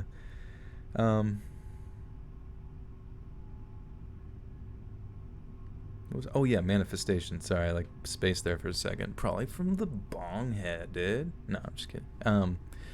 Manifestation. So like, is that where you kind of like, you think something into reality, and you kind of like manifest it into a reality? Like you believe it's gonna happen, so it's like not necessarily a self-fulfilling prophecy, but you just like you believe that you're gonna find, you know, you're gonna get it. You believe that you're gonna get $100 in the next week, you know, and you just believe it very strongly, and then it just happens or something of that nature. I'm not really sure if that is the case that you were going for. I'm not really sure, because I definitely am in the position where I feel that like if you believe in yourself, and that that you can make things happen, and that if you continue to be persistent in attempting to make those things happen, and that you are enjoying it the whole way through, like, you know, me doing YouTube, like, it definitely required some, it definitely required a lot of, you know, assistance and guidance from other people on YouTube, you know, but, I definitely felt that like my confidence and my like the fact that I knew that I had something that people could benefit from, you know, with the voice, primarily the voice, I guess, you know, and I knew that based on the comments that I like when I first started YouTube, I was definitely afraid of comments, but like, you know, very early on I started getting a lot of like positive comments of people telling me and, you know, just telling me that they would like, you know, really like the voice, or that the voice is, you know, the voice was always the main focus, which to me just continued to reiterate that like I definitely had something, you know what I mean, that was going to be able to make this my life, you know what I mean, my full-time situation. And I guess, yeah, honestly, I don't think people realize how powerful like honest comments can be for another person's confidence. Like, you know, whether you tell someone that they're attractive, or whether you tell someone that they're good at something, or, you know, kind, or that their existence, you know, around you just makes you happier. Like, it's it really does help people just feel validated in a world where sometimes they're kind of looking for that validation, but they don't know how to quite ask for it, you know what I mean? So if you feel you have honest love for another person, you want to share it, I suggest you do it, because it does really help guide people, and also criticism does help too. Criticism sometimes actually helps to shape me a lot more than the love, because sometimes the love gets like washed out because there's so much of it, which is great, but like the criticisms are the stuff that like kind of sting, I guess, but at the same time I'm pretty good at taking that in stride and like figuring out, you know, how I can utilize that as constructive criticism to better my channel and better different things, you know what I mean? Even just like little details. Someone asked if I believed in reincarnation. You know, it would make like, I guess, scientific sense in the concept of like there was this one game that I played called Rain World. I don't know if you guys have heard of Rain World. I told you about it. It had a really, really Angry Hobo, Joel, you suck. That's I'm gonna use it so that I'll blow more instead of sucking. Thank you, Angry Hobo. But basically, yes, Hannah, you are doing great, and so is Fry. Thank you guys for being top-notch mods. But yeah, basically in that game, you end up finding out that the story is all about this. You're just a slug cat, like a lower on the food chain creature, you know what I mean, who towards the end you end up progressing and kind of like transcending, you know, your spirit in some fashion, which is a really weird story. It's like you don't expect that, because initially you're kind of expecting you're just going to reunite with your family because, you know, you fell to a really deep depth, you know, and got separated from them. But then there's some pretty cool lore videos that kind of fill you into that, the fact that there was like a race of sentient creatures on the planet that you're on, that were essentially trying to break the continuous cycle that they eventually found out was reincarnation on their planet, where in their minds reincarnation, rather than being some sort of like ethereal beneficial type thing, it was actually kind of a constant prison. So like a prison for your soul, you know what I mean? So like, and then they found some sort of like substance that was used for like energy towards the Earth's core, that the only way that they could utilize it in the way that in their minds they thought that they were going to enable them to transcend death and reach some sort of transcension or ascension of spirit, was to create all these like flood machines that would flood the earth like constantly. That's why there's like, it's called Rain World, because there's like a constant like fear of like a deluge coming every night, and you as the slug cat have to like hide from that or whatever. So that's part of the gameplay. But some of them end up getting caught in between, where they're not quite dead, but they're not quite alive, and it's like a living hell, you know what I mean? But I was just thinking about that. I was like, what if like there's something about the spiritual world that is a lot more biological than we even realize, you know what I mean? Like where, so, you hear about like when people die, there's like 23 grams of something that leaves the body whenever they're on like a weighted table and they're passing away, and all of a sudden their body loses, they all seem to consistently lose that 23 gram weight, which some speculate as being the human soul. And what if the human soul, the thing that kind of occupies the meat shell that is our body, in and of itself, though sort of something we don't understand scientifically, like could also be something scientific, something biological, that its energy is therefore transferred to another, meat shell or something of nature. And I could see that, I could see reincarnation being a possibility in that sense. It would almost be more, like a bioelectrical type thing, and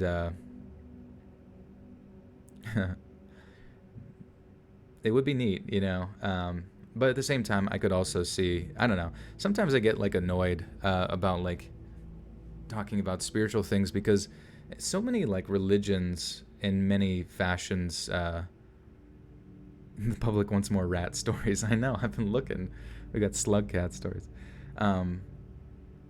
but like sometimes I get annoyed with religions because it's just so unfair, you know what I mean? It's just like really, really unfair. It's really, really unfair, because there's so many people on Earth. Like one of the things that like hurts my heart the most is like seeing people who have like various versions of like handicaps, whether those are physical or mental. And to me, it makes sense in sort of like a chaotic world why, and all the various mutations and mishaps that occur on Earth, that like something such as like conjoined twins or Down syndrome would be like a thing, because like in many ways the world is so unforgiving that there are quote unquote mistakes like that. Not to say that that's a mistake, but it's like in the genetic coding aspects or whatever. But to me, that stuff makes me really sad. But at the same time, I just can't make sense of, sometimes I just can't really make sense of like there being like a spiritual God beyond ourselves, to a degree, and that there's all this, like everybody is part of that plan or something, you know what I mean? And because in a lot of ways, a lot of religions like disinclude people, you know what I mean? Like they just kind of, you're just not included, there's so many different sects, and they have, SECTS sects, of various things like Christianity, Islam,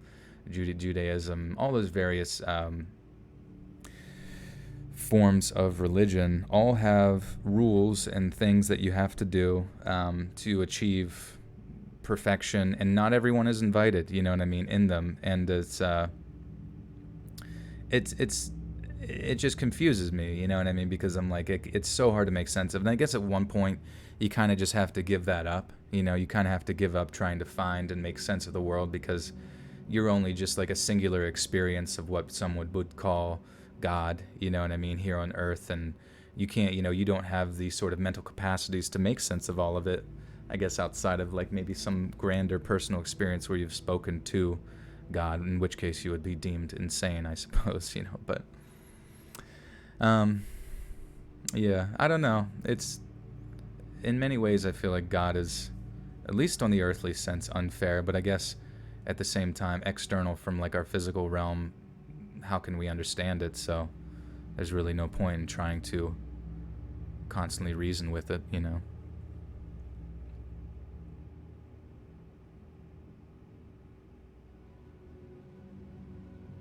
Let's read as our God. I don't really want to be a god.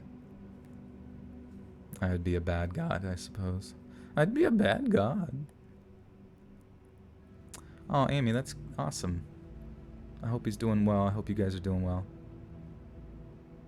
Yeah, I don't know. I always had a special place in my heart for people that struggle with those things. And, like, to a degree, it was like, yeah, I couldn't, like, whenever I was doing nursing, like, I couldn't work with them because it was just like, I don't know. It was such a silly thing, you know what I mean? But it was just like too much for me, It was just like too much to, and I know that sounds ridiculous, but it was just like too much to see the unfairness, I suppose. I just like couldn't ration with it, Det Chuby with the 2 says, I'm making video game. Can you be narrator? Hell yeah, dude. What are we making? Listen. I'm in. I'm on board. Let's make it. Also, can I be a creative consultant in it as well? Thank you. I was 9 at that time, still in primary school. To give context, in the country I reside in, crime is practically non-existent. I have read many stories of women and children in other countries who are afraid of going out alone even in broad daylight, but I've had the privilege of never facing that fear. That was until that day. I was on my way to a friend's house for a group project. It wasn't far, only a 15-minute walk away. Yes, I traveled alone most of the time, especially if the location was close by. Most people in my country feel safe going to school alone as young as 7. To a lot of you, that may sound reckless, but that was how it was. Everyone felt safe. I had a phone, my first phone. Thing was, I didn't even have mobile data. I couldn't call my parents for help or anything if something had happened, nor could I alert my friends. I was walking alone along the road when I felt an eerie presence behind me. I've always been hyper-aware and a paranoid person, so I immediately turned to look around. A guy with a bright lime green shirt was on his motorcycle on the road. His motorcycle was white, a stark contrast to his blinding green top. I felt uneasy, so I picked up my pace. After walking for about another minute, I noticed that no one wearing green on a white motorcycle had driven past me. Obviously, vehicles would be faster than someone walking. He should have passed me by now. I looked back again. To my horror, he was still behind me. He was driving, but at a snail's pace, just enough to stay around 1 to 2 meters behind me as I walked. At this point in the story, I want to explain something.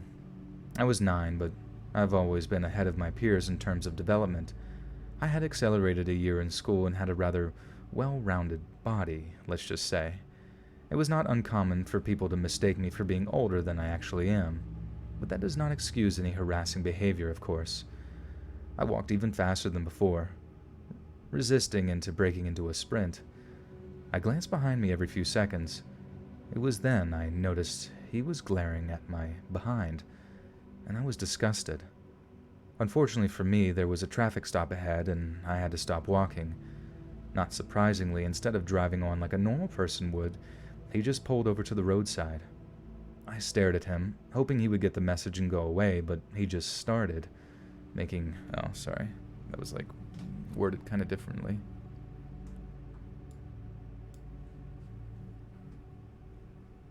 It's kind of crazy, like... I don't know if you guys noticed or not, but so, like, Friday we did the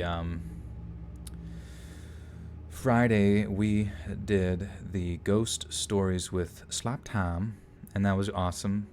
But the viewership on that, by comparison, is, then what was it, yesterday's video, we did Craigslist stories. And the Craigslist stories has already surpassed the paranormal stories in views, you know what I mean? So that kind of gives you an idea of why, and in such a short period of time, like 24 hours, it already had like 48,000 views, which is crazy, doesn't normally happen. So you can kind of see why sometimes I'm a little bit reluctant to do the ghost stuff, I guess, as even though I do them in these subscriber stories frequently, I usually put them at the end, you know what I mean? And because it sucks, because I really like ghost stories. I think they're super interesting, and just a lot of them are pretty wild, you know. But hopefully one day they'll continue to take off. Also, it's been nice to see a pop in subscribers after doing the collab with Slaptam. So if anybody else has any suggestions for other channels to collab with, or maybe you're in contact with those and you think it would be cool to kind of get me on board and you could communicate with them, that would be dope AF.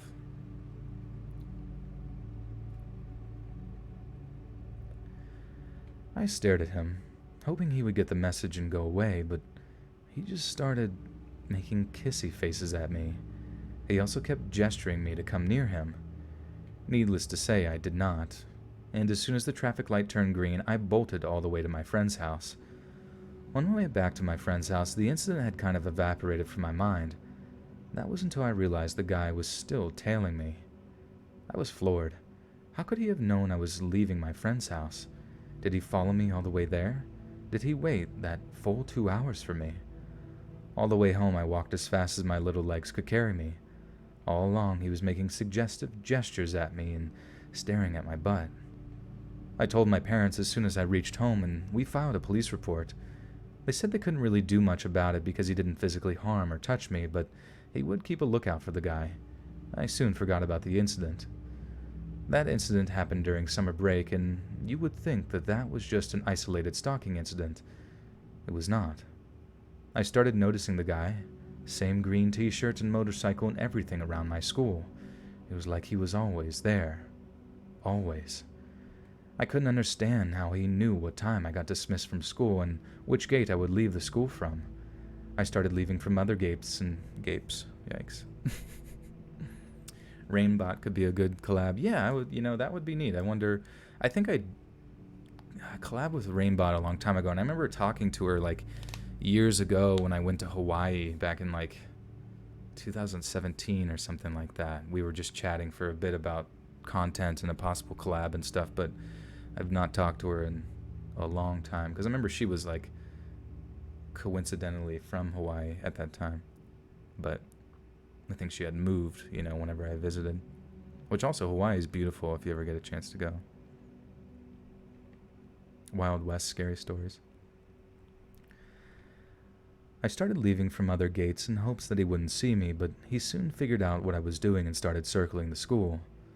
Wisely, I had friends living near me, and I always went home with someone else. Me, being the cautious kid that I was, also managed to take down his license plate number. None of the kids at school believed me, and some even bullied me for faking the story to gain more attention. I suffered a lot through that school, but that's a story for another day. Well, one day I stayed back in school to do something. I can't quite remember what it was. All my friends, which was 3, had left the school at that point, and it was late. It was at the first time that sorry. How do I read that? It was the first time that I had walked home alone in a very long time. The green man on the motorcycle had kind of become a norm for me at that point, so I didn't think much of it when, surprise, he was once again at the school gate. For context, the pathway was right along the road and it was narrow. There was only one path that led me back to my house. I had to pass him to get home as he parked right along that road. I just tried to be as fast as possible, quickly walked past the green man. That was when he grabbed me. He grabbed me by the arm tightly and told me he had been watching me for a while and that I was very beautiful. He asked me for my number and tried to pull me onto his motorcycle. I knew that I was royally screwed. I was 145 centimeters, 9, a weak female with no weapon on me. He could drive away any time on his motorcycle and just drag me along. Thankfully, I was a psycho that watched violent shows and crime documentaries, even though I was 9, and I did the only thing I could think of. I kicked his nuts. Hard. He fell back in shock, almost knocking over his motorcycle. I then took my heavy school bag and threw it at him, bolted while screaming for help. Well, he had a motorbike and I was on foot. After recovering from the pain and the shock, he got back on his vehicle and started chasing me. Thankfully, me screaming for my life got the attention of a 12-year-old senior of mine who was too walking home. This guy was tall, 170 centimeters and pretty buff, especially for a 12-year-old. He was in our school's basketball club and learned Taekwondo. He pushed me to hide behind him. As this monster got off his motorcycle and told him to go away, he didn't want to... Oh, whoops. Oh my goodness. Yumi Bells. Oh, with a 370 yen. Thank you. It's good to see you. I feel like I haven't seen you in here in quite some time. Because Yumi, you're the only one who donates in yen, which makes me happy. Fans in Japan. Thank you. And Miss Molly with the 20 big one says, having a physical disability, I can say that we're just trying to get through life day to day, just like you, and we enjoy every minute of our life, and there's no need to feel bad for us, hon. We're still sexy mofos. That is very true. And thank you, Molly. I appreciate that so much. And Steve Harrington with the 1111 says, hey, Joel, I'm loving the stream. Thanks for doing this, really. Thank you, Steve. I appreciate that. Does anyone have, like, any irrational fears of numbers? I know that sounds really stupid, but, like, for some reason I've been finding myself, like, because there's the number 13, which is considered unlucky, and then there's the number 23 that's, like, I don't know if you've ever seen that movie with Jim Carrey. It's also, like, considered strange. And then there's the number 33, which is, like, a weird Masonic number of weird shit. And it's, like... I know, like, it's so stupid, but, like, sometimes I find myself, like, sort of... And it's, like, the only really weird thing that I do. But, like, whenever I'm, like, upvoting stuff, like, somebody on here had... Yeah, somebody here had 12 upvotes. And I didn't want to upvote it because it would make it 13. And I don't know why I give a shit. Why that would make me... Yeah, you're afraid of math. I don't know why that would make me concerned at all, you know what I mean? As if though, like, in some strange fashion, a number is going to give me bad luck or something like that. Because it's like, I don't believe it, but at the same time, like, there's some sort of apprehension to the number 13, and I don't quite understand why. Look into numerology. I tried to look into numerology, asking certain questions on different subreddits and stuff like that, or at least looking into it, questions that have already been asked, or seeing posts like that, and none of it makes any fucking sense. It's as if though, like, people say that the numerology is like there's some sort of like entities outside of space and time that they use, numbers are like sort of, they're symbols, their way to communicate, or ways to communicate with them, or like, I don't know, summon them, or something about numbers is really important to people, but in the world of like numerology and stuff, like people try to explain it to me and it makes like zero fucking sense, because it's like they're speaking literally like another language, and I don't even know. It's fucking strange.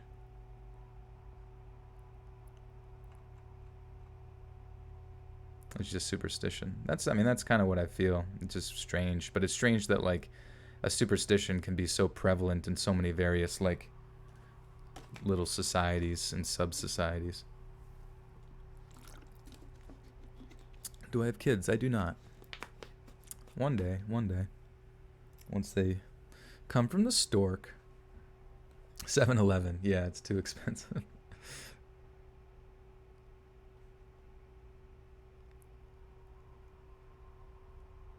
If I'm older than 27, I made it through the bad luck. I remember hearing that, like, some people, like, certain celebrities die before 27. I don't know, there's, like, Kurt Cobain and that kind of shit, but I'm not really sure what it all means.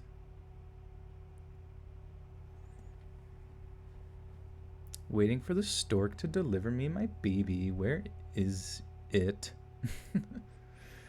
Okay, almost kidnapped. Did I finish this story yet? No, I didn't. As this monster got off his motorcycle and... Wait. As this monster got off his motorcycle and told the boy to go away if he didn't want any trouble, he punched the guy square in the face. Suddenly scared, he ran back to his motorcycle and drove away. I went back to the initial location of the attempted kidnapping to retrieve my school bag, and the guy offered to walk me home. I told my parents what happened, and we filed a second report. I also gave them the license plate that I had noted down. Nothing... excuse me, sorry. I burped. Joel's our stepdaddy. What are we doing, stepdad? Reading stories.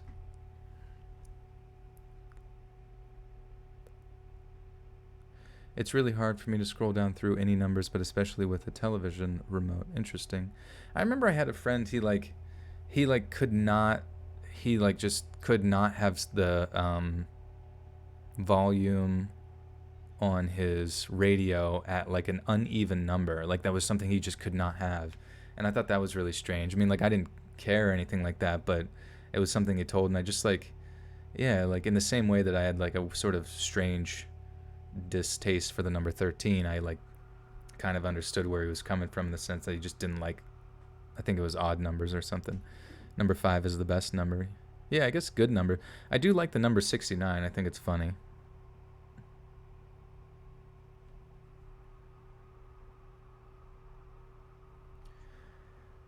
Nothing ever came of it. The police never called back, and I never saw the Green Man again. And no, it didn't turn into some childhood romance story or anything.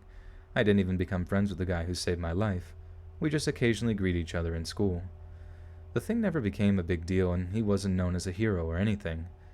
The only thing that changed was I became slightly more psycho after that. I started learning archery and various knife-handling skills.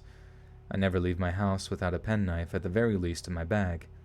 I still don't really fear going out alone, even stuffing both earphones in. See me? Oh shit.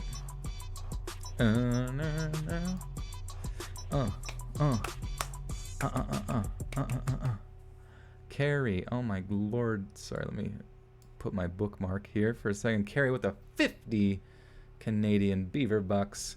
Says, Joel, can you do a Christmas live stream shots like your B-Day just to celebrate a crazy year? I can. I think that would be awesome. I've been looking for another reason to do a drunk stream, and I think that would be perfecto. That would be a perfect time to do it to celebrate the new year. Clap that booty. Carrie is making me clap my booty. She's gonna make my bottom raw. Red raw. Looking like Santa's nose. Santa's jolly red cheeks. And Rudolph the Red-Nose's wiener. That would be awesome, though. Be able to do a little bit of promo building up to it like last time, which would be sweet. I'm an uncoordinated drunk. I was surprised I did as well as I did, honestly. I kind of thought I was going to die, and I didn't. I think, honestly, what it came down to was, like, drinking water with the shots and then also doing pickle juice. People, yeah, you guys, somebody said earlier in the stream that, like, kosher pickle juice is, like, the go-to. So if you guys are drinking, I suggest getting some of that kosher pickle juice. I don't know what the kosher shit is. I guess it's just blessed by a rabbi, but, you know, numerology, dude, it works. Do 7 blessings. My reading and memory struggled. Yeah, because I was like, I look back and I was like rereading shit.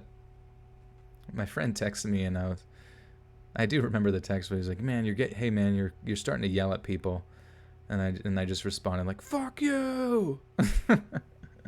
Which is pretty funny. I've read the same story like 3 times. I know. I don't know what the hell happened.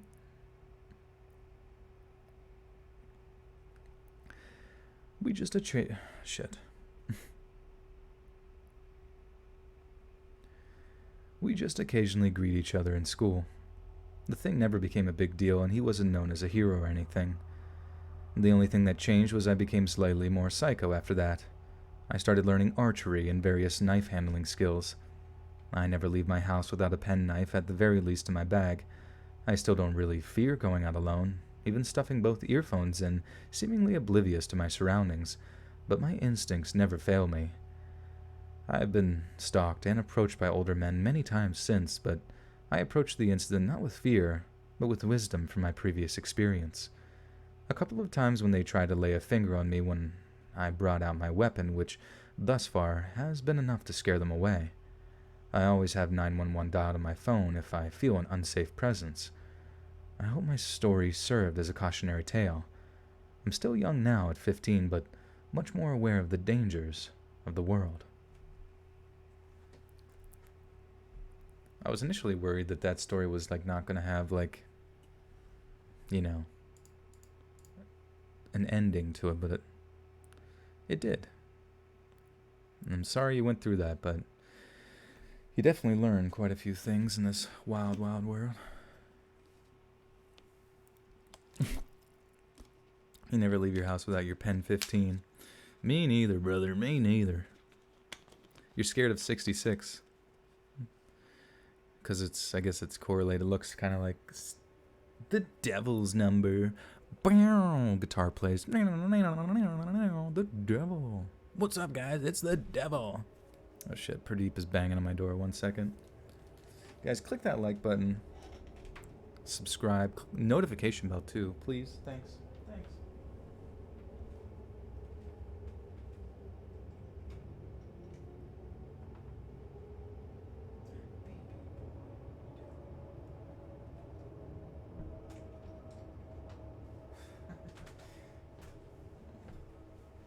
You're so fun.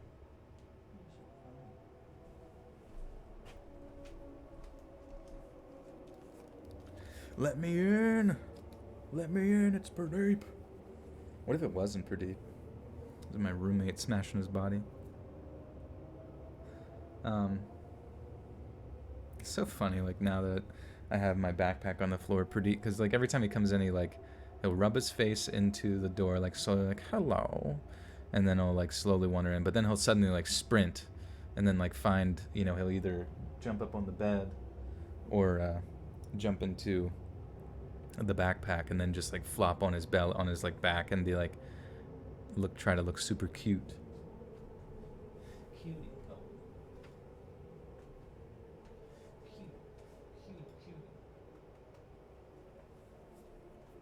Just starved for attention.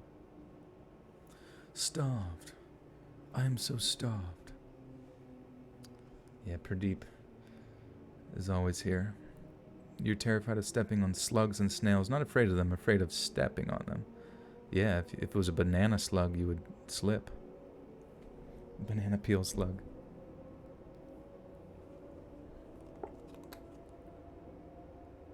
Demon for video 666. Yeah, I wonder how close are we?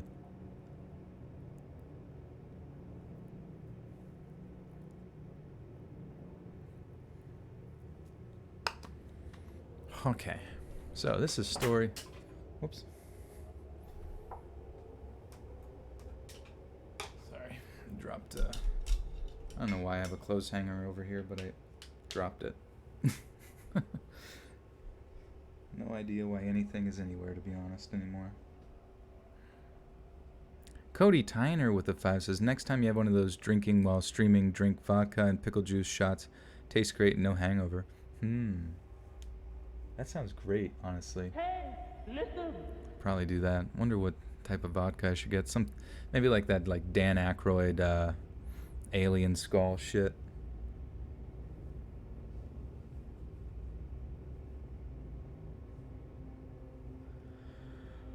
Okay, so this is story number 6 of 10. I live in a small village in the middle of Oklahoma, and you can walk from one end to the other in less than 2 hours. One day back in 2019, the beginning of my senior year of high school, I decided to walk home from school instead of getting a ride from a friend or my girlfriend. Yes, I know, sad. I don't have the money for a car. Bills are killing my money. Anyway, it's only a 2-mile walk from my school to my home on the other side of the village. I was walking on the main 2-way road that mostly goes uphill. It was a hot day, so I was sweating. I was cursing at myself for not getting a ride from a friend and being so stupid to walk 2 miles in 100 degrees. That's when a car pulled over and waved me over. The car looked familiar. I'd seen it around in the school a few times. Oops.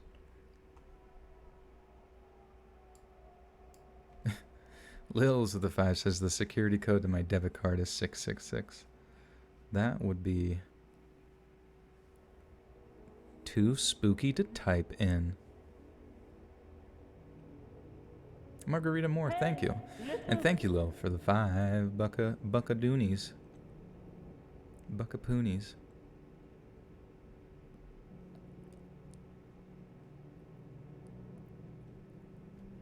Okay, where was I here?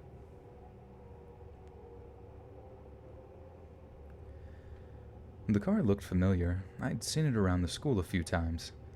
I thought it was one of my friends, so I rushed over, and the passenger... Man, I'm like flangling over words right now. I thought it was one of my friends, so I rushed over, and the passenger's side door swung open. I looked in, and it was a middle-aged, balding man. He asked me, "Hey kid, need a ride?" I kindly declined, saying, no thanks, I can walk," and I waved him off. He didn't seem so thrilled with that response. With a slightly more agitated tone, he asked me again, "Hey kid, do you need a ride? It's hot outside." Again, I tell him, no thanks, dude, I already said that." Then when he opened his door and... Oh, whoops. That's when he opened his door and screamed at me, "Get in the car right now." I felt a fear I'd never felt before. I slammed the passenger door shut, threw a rock at him to get him to stay in his car, and started to sprint towards traffic. He was yelling and cursing at me while I tried to wave down another car. No car stopped, but once I put at least 25 yards between me and him, he slammed his door and sped off. I ran and ran for 30 minutes, out of breath, to a restaurant on the side of the road and burst in. The lady behind the counter looked so concerned and called the police. I made a report and the cops drove me home. Now you'd think they'd be the last I'd... Oops. Fuck that up. Oopsie daisy. Rachel Russell with a 20 Aussie bucks says, "Just found out my boyfriend of 4 years has been cheating on me the whole time. Off to slash some tires, lol. Jokes." Okay, good. Holy shit. I was like, oh no. We're about to see an end of a man right there. Slash some tires and some throats. Please stay safe, and thank you for the 20. You can't run for 30 minutes? Why could... Everybody runs for 30 minutes. Have you ever gone jogging before? Now you think that'd be the last I'd see of the guy, right? No. I saw him at least a dozen more times around the town. He recognized me and would always give me a dead stare and a scowl. He got arrested a few weeks after the last time I saw him. I was there when it happened, but his eyes were so menacing, like he wanted to kill everyone he saw. It turned out that he was a convicted felon and wanted for murder and kidnapping. I'm thankful I never got in that car, and I'm thankful he never chased me. I'm thankful he gave up.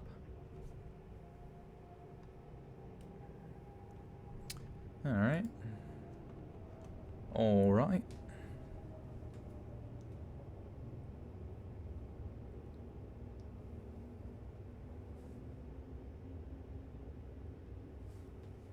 I'm like out of water.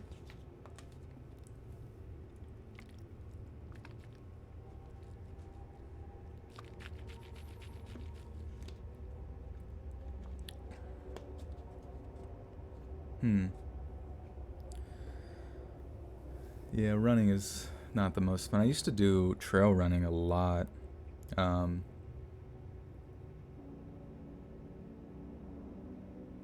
Wait, New Year recording with your maker here? Oh, interesting. Nice. Yeah, I used to do trail running way back in the day, and, you know, it was sweet. You go some pretty long distances, and I don't know, after you ran, it felt really good, like, especially after like an hour or something like that of just going. If it was hot out, you just would feel completely drained of just everything, you know? Felt amazing.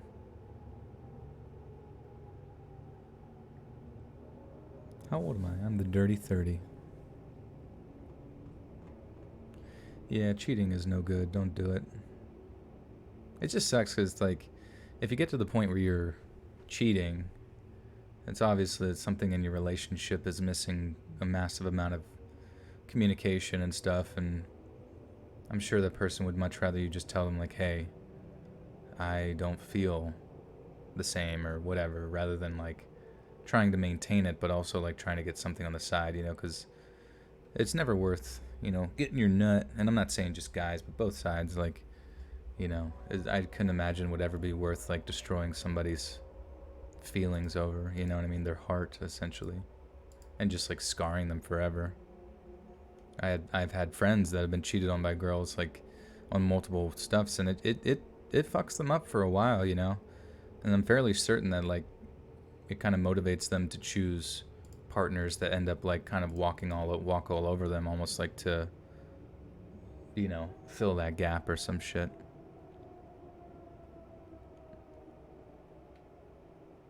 Trying to find a boy name and a girl name. I have looked at names online, but none of them sound right to me.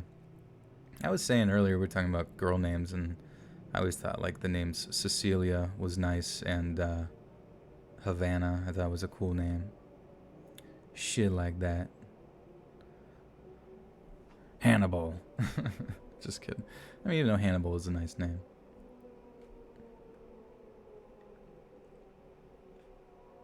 You had dreams that he was cheating. You shared your concerns, and it turned out he was cheating. Interesting. Well, that's weird. Now, you'd think that'd be the last I'd see of the guy, right? Oh, wait, fuck, I already read this, okay. Alright, so we are on story 7. Story Jolcelia, yes.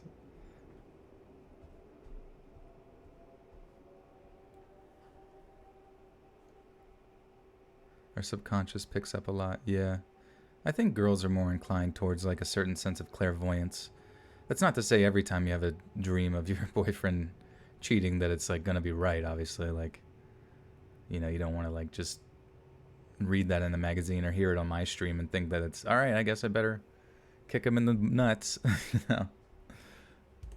But at the same time, I have noticed, I feel like girls are a little bit more inclined towards that sense of being, yeah, having a certain intuition about people, you know.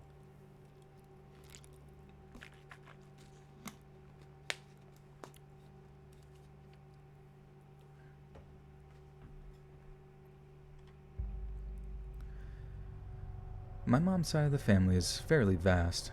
She has 3 brothers and 3 sisters, all of whom are married and have several kids of their own. It goes without saying that when summer rolled around and it was time for the annual family function, there would be endless hours of fun and entertainment. My grandparents were fairly wealthy individuals, and with a share of their fortune each year they would rent out a lake house, cabin, or beachside mansion for our family to resort at in its entirety. Each home usually had several stories and a countless number of unique little additions that made the experience that much more memorable. For the year in question, my grandparents decided to rent out a large 4-story lakeside home. It was complete with a dock, game room, movie theater, vast kitchen, and even a tube slide system that went from floor to floor. What was supposed to be a blissful escape would soon become home to one of the worst memories to date. Before we delve any deeper into the story, I would like to do a quick explanation of the layout of the home, because it's pertinent to understanding the rest of the story. The house was built upon a very steep slope that led down to a lake. The house was literally built horizontally off of the side of the hill, so on the part of the home that wasn't connected to the hill, there were long stilts that connected the house to the base of the home, to the bottom of the hill. For additional support of the home, brick was added in between the stilts, creating a vast... what the fuck? Canaveral? The fuck is that? A vast carnivorous system.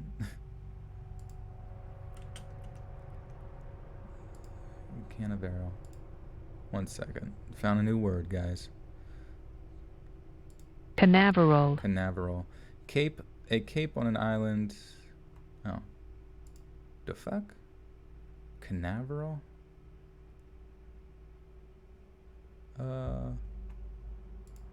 Sorry, that didn't blow your ears out there. A sandy promontory extending into the Atlantic Ocean from a barrier island on the east central coast of Florida named Cape Kennedy. I'm trying to think of what that would look like on what they're trying to explain, but I have no idea. Today on Joel Learns a New Word, yes. There's too many words. We need to have less words. Canaveral. Okay. For additional support of the home, brick was added in between the stilts, creating a vast canaveral-like room underneath the home, only accessible by a cellar door at the bottom floor of the house. This pit room had no insulation, obviously. Dirt floors, which in reality... God damn it. Fry's cooking rice. Be careful, Fry. This pit/room had no insulation, obviously. Dirt floors, which in reality was just the bottom of the hill, and filled with spiders and other small rodents and such. It was highly recommended by the homeowners who were renting the property from that we don't venture down into this area, because it would be a 10 or so foot drop to the floor, and no ladder for assistance returning to the bottom floor of the home, so anyone to go into this place would practically be imprisoned in a tall, dark cement hole. Okay, back to the story. After all the pleasantries with my family and settling in for the first couple of nights, all the more mature members of the family, which included me, my brother, and all my aunts, uncles, and their significant others, decided to play a game commonly known as sardines. The game is basically inverse hide-and-seek, where there is one hider and the rest of the players are seekers. All the lights in the home are turned off, creating an atmosphere of complete blackness. The hider is given a minute to hide, and once they are settled in, the seekers begin their hunt. If a seeker happens upon the hider, then they silently slip away and hide in the same place as the hider until all people are hidden and only one seeker remains. Now that you have a quick synopsis of the game, house, and a large number of people playing, you can see how this could be the perfect concoction for a fun time. My Uncle Mike was the one selected to do the hiding first. We shut out all the lights in the home, and after the given minute of hiding time, the hunter was... Shit. It's like a fort. Oh, okay. You think they would add like a ladder or something in case somebody fell down there. It's where NASA keeps the rockets, on the Canaveral. Murder in the dark, no. But this sardines game sounds kind of neat.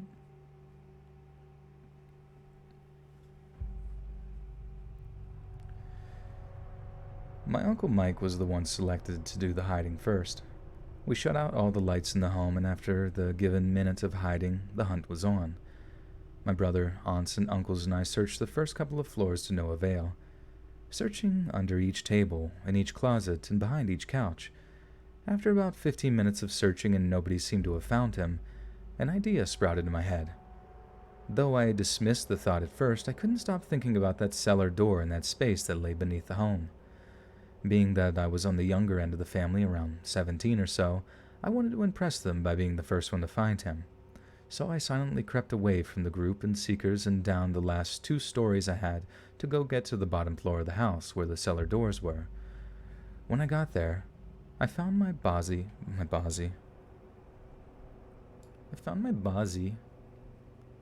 What is sardines? It's like reverse hide and seek, where like only one person hides and everybody tries to find them. But if you find them first, you have to hide with them until eventually everybody finds.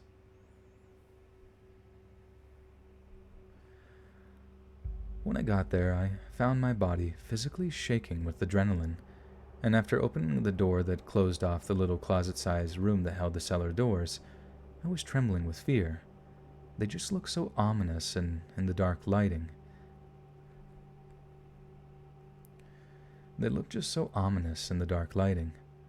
I walked up to them and placed a hand on each of the handles. Before I even opened the door, I was able to hear scuffling and maniacal giggling from the room. This assured me even more that I had got him, and my fear went to excitement when I learned of his presence. I flung the doors open and looked down into the dark abyss of the hole. I quietly whispered down at my uncle, telling him that I had found him and that I was going to drop down and join him. He just kept laughing and laughing, which really unnerved me because it was unlike him to do that sort of thing, without at least admitting he'd been found or telling me to join him. Really wanting to be the first seeker to find him, I slowly began lowering myself down into the hole, hanging on to the edge of the cellar door and letting my feet dangle into the hole. Stupid, I know. I could hear his laughter getting louder and heard his footing shifting as he began to walk closer to me. A horrid stench assaulted me the second that I lowered the rest of my body into the hole. I still clung to the cellar door, not allowing myself to drop the extra 5 or so feet to the floor just yet. Being that I was closer to the ground now, I could start to begin to see his shape, and it looked off. I couldn't make out facial features, but seeing his slouched posture and lanky arms made me hold on to the ledge of the cellar. Sorry. I don't know why I'm struggling to fucking talk. Oh, live listening to Raven reads Not Always Men, dear. Oh, okay. I've never heard Raven reads before.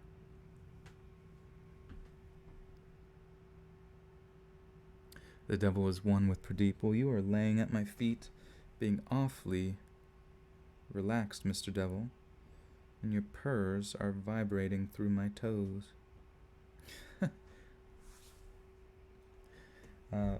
Being close to the ground. Where the fuck was I?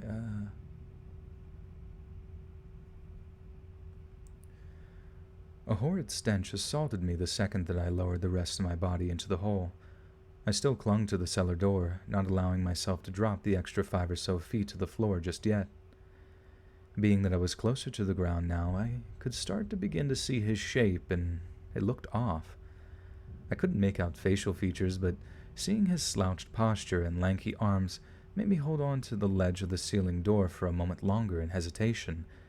In that moment, I heard my aunt's voice calling for me, telling me that they had all found my uncle and that I was the last to find him. My mind didn't piece the two together instantly, but when it did, saying I could feel my heart sink to my stomach wouldn't be an exaggeration. The immense, overwhelming fear that I felt in that moment I have yet to ever feel again. Without a moment's hesitation, I pulled myself up out of the hole and instantly ran to my aunt, calling for help, screaming about a man underneath the house. She looked confused at first, but sprung into action when she too heard the laughing from the hole. She called my uncles down while she phoned the police and gave them a quick description of the man, but because we were in the middle of nowhere, it took them about 25 minutes to arrive. When they finally did, it was a flurry of red and blue lights, but what unnerved me the most was that a full SWAT team arrived as well. Tens of men poured into the... Tens of men? I don't know why it sounds funny. Dozens of men poured into the home, guns drawn, which felt intense for what seemed like a mentally ill home invader. Within moments, they came out carrying a deranged-looking man in handcuffs. It wasn't until later on did I get the full details of the story. The man that they had arrested was indeed a mentally insane man, however, with a warrant for his arrest for the murder of his ex-wife, as well as the murder and mutilation of her dog. I also found later that the stench that was coming out of the room was his feces. It appeared he'd been trapped down there for several days, surviving off of only an old Gatorade bottle tossed down there by the last residents.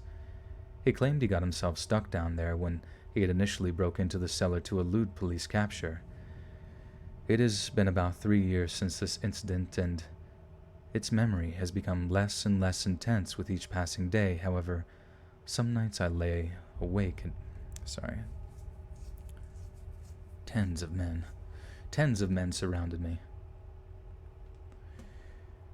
It has been about 3 years since this incident, and its memory has become less and less intense with each passing day. However, some nights I lay awake at night, thanking God that I didn't let go of that cellar's ledge. Cellar's ledge. I actually feel like, I feel like that would be a good one to start the video off with rather than I don't know, the first story was a little heavy. I don't know how you guys feel about it.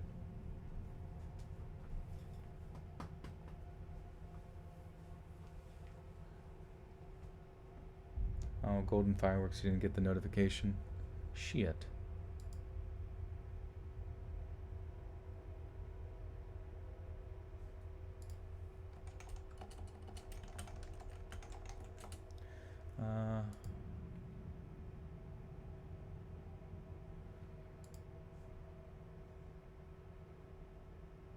Shit, sorry. Okay, I opened up Discord.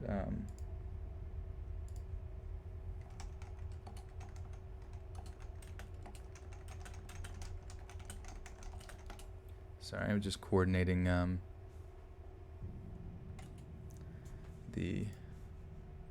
coordinating with Robin on which story I want for like the thumbnail, because he's really good at just bringing a lot of these stories to life in the form of a thumbnail, which is really cool.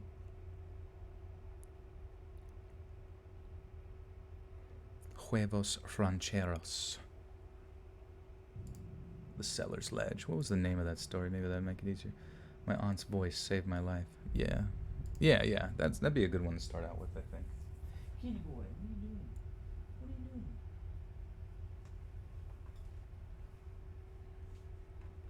doing? Okay. What days do I live stream? So I live streamed Sunday, Tuesday, and Thursday. And new videos. So the days before videos, and then new videos are Monday, Wednesday, Friday at 7 p.m.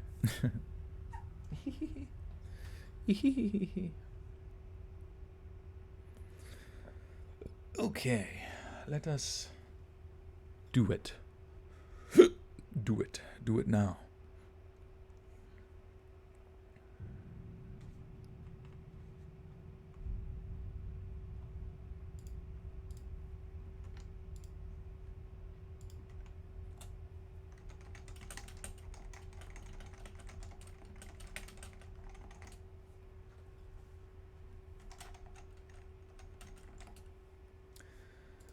Alright, sorry. So this is wait, my aunt's voice. So this is story 8 of 10.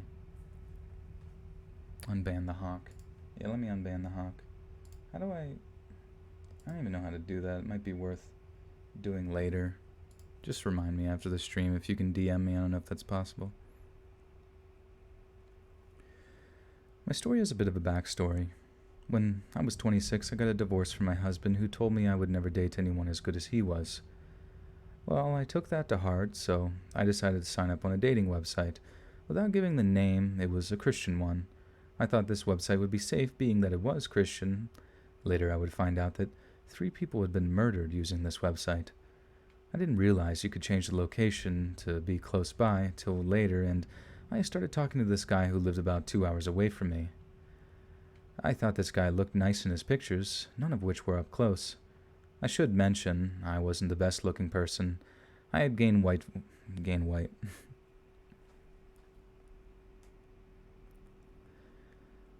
I should mention that I wasn't the best looking person. I had gained weight from depression and years of abuse from my ex-husband. I talked to him for a little while, but he started to get very serious, so I asked if we could keep it as friends until we went on a date. He said sure, but went ahead and deleted his profile. Like magic, we were going to be a couple after the first date. I should mention that he asked for my address and I said no, but I could give him my work address, but he declined. Thank God. I planned to meet up with him when my aunt got married, being that he said that he lived in the area where she was getting married. So I arrived the day before the wedding and stayed with my parents, who live near where the wedding is as well. We talk on the phone and he says he's working the next day. Remember, this is because it will come up later. Sorry, I'm getting thrown for a loop with the grammar here. He gained weight like Michael Jackson, yeah. We talked on the phone and he says he was working the next day. Remember this because it will come up later. This makes me upset because he knows that we had a date and he knows that this is something my ex-husband was notorious for doing all the time. I remember him on our... oh, sorry. Dude, my brain must be fucking drained.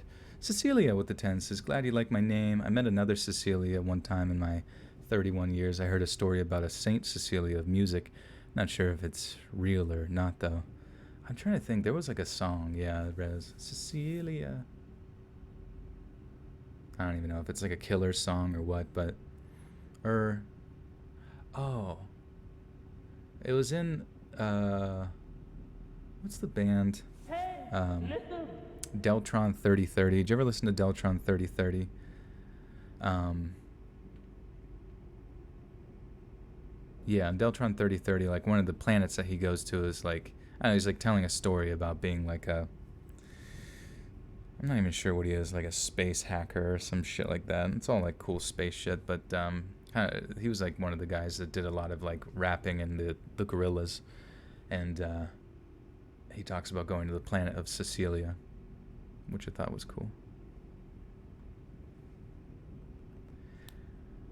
We talk on the phone, and he says he's working the next day. Remember this because it will come up later. This makes me upset because he knows that we had a date, and he knows that this is something my ex-husband was notorious for doing all the time. I remind him of our date, and he says, "Oh yeah, I'll fix it." And he texts me later and says he got off. The next day is the wedding, and so we go. It's beautiful, and everything was great. I message him after and ask where we were meeting because I thought we would meet somewhere close to where he lives. Sadly, he wants to meet on the other side of town, which, with traffic, took about 45 minutes to get there. After waiting 15 minutes in said location, which was a private school parking lot on a game night, he pulls up behind me in an old beater pickup truck. Now, I should note that I love old trucks. I grew up in the country, so I love old trucks, just not ones with wrenches for door handles. He comes out in a plaid button-up and jeans, and when he smiles, his teeth are like large and yellow. Remember, there were no close-up pictures. Now, this next part I know is stupid on my part. I should have followed him in my car, but I got in said truck, and thus the night of terror begins. He asked me where I would like to eat. I told him I didn't know because I hadn't lived in this town for about 8 years. He suggested IHOP. Now, I like this place with groups of friends at 1 a.m. when nothing else is open, but a date? I say okay because he's in charge of where we go. We arrive, and after we sit, he people watches out loud about people sitting right next to us. I remind you, we met on a Christian website, and this goes against my beliefs, so I'm already uncomfortable. Then he tells me, when the food arrives, who wants to pray, then proceeds with, 1, 2, 3, not me. Completely amazed at this, I just go ahead and pray for our food. After we are done, we continue our journey with a stop at the guitar store that also has other music equipment and things. He proceeds to play guitar until his fingers are bleeding, wanting me to sing along with songs I'd never heard before. I walk away as he puts the bloody guitar back on the wall and grabs another and plays it. We are there for 2 hours before he finds me picking at a piano board out of my mind. At this point, I want to go home, but he makes a suggestion of a movie. I love movies, and I think maybe we go to a new release or something. It's 8 p.m. at this time, and we roll up to the Dollar Theater. I am speechless, I think. This is a date, right? Or is someone pranking me? I see a movie I haven't seen before on the title board. He mentions that he has seen it before. I think, okay, this is an obvious chick flick and teen movie, not something I would see this dude going to. But we move forward and can't believe what he does next. He talks through the entire movie. No worry about anyone around us, quoting every line.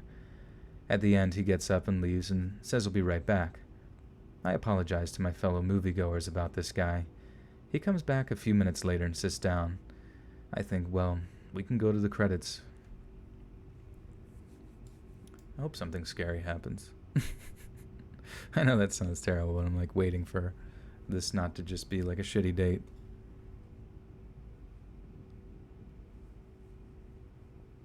Bloody guitar. I think it was bloody because he said his fingers were bleeding.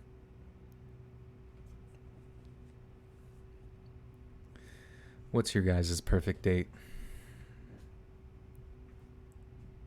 He slips you the Frenchie right out the gate as soon as you meet. One hug, one French, one slap on the booty. Easy date, best date of your life.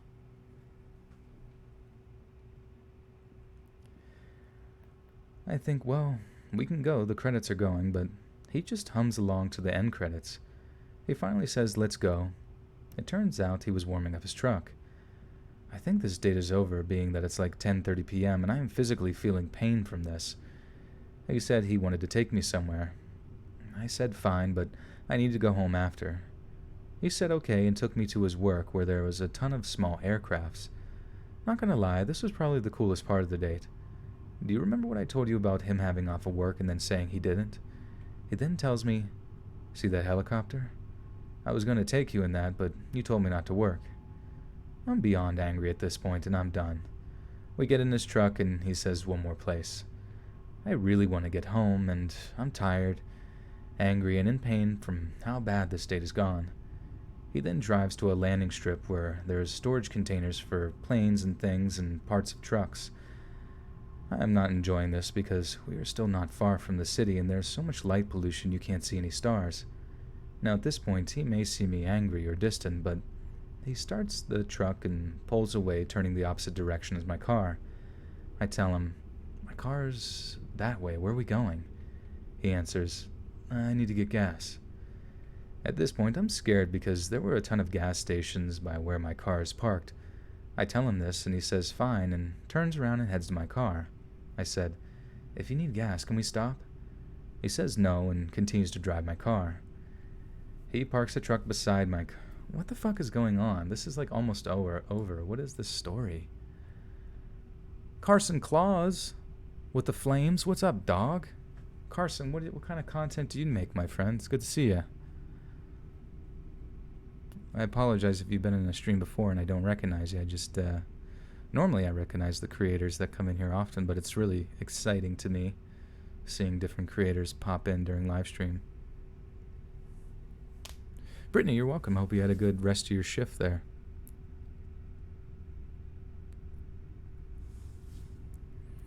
Well, it's like, I don't know if I can even include the story. I'm not saying the rat story was bad, but like, this one is like, nothing even happens. What the fuck? Alright, maybe something happens here in the last sentence. I'm not even sure. He says no and continues to drive. He parks the truck beside my car. I hop out, give him a very awkward side hug and tell him, "I'm sure there's a girl out there for you." Oh my god. Ever seen the show Lucifer? It's funny. I have not. I heard it was good. "I'm sure there's a girl out there for you, but it's not me." I get in my car and drive away. He tries to call me, but I don't answer. He then texts me and tells me that he thought I just wanted to be friends. I didn't respond. He tries to call me again, where I am dating my now husband, but I just hang up. I put this story as a warning to girls out there who think they're just meeting in public places is okay. A first date should be a coffee shop. It is quite... Oh my god. This is fucking... Nothing even happened. He's just a shithead. What the hell? A first date should be a coffee shop. It's quite... God, I can't even read this either. It is quite... A first date should be a coffee shop. It's quite public and you have lots of witnesses. I mean, it's like a scary... Like, it would be a shitty date to tell your friends and stuff like that, but within the genre... I don't know, of like what I tell, like this is just like literally just a shitty date story. The word, yeah. I don't even know. Yeah, I don't know, man. Perfect date, home cooked food or getting drunk at a bar, and hot and steamy, well, you know. Hot and steamy towels.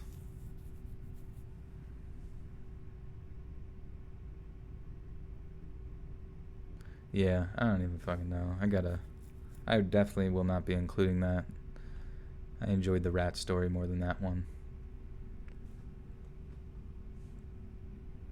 I understand that guy was shitty, but she also came off as like sort of like this weird...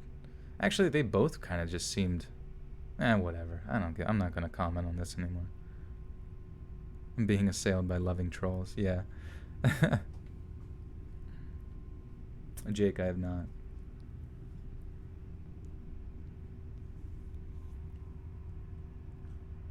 This kind of long for okay.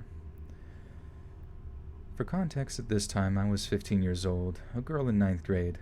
My friend in the story, KC, was in my grade, and the guy I will be talking about, Tom, was a grade above me.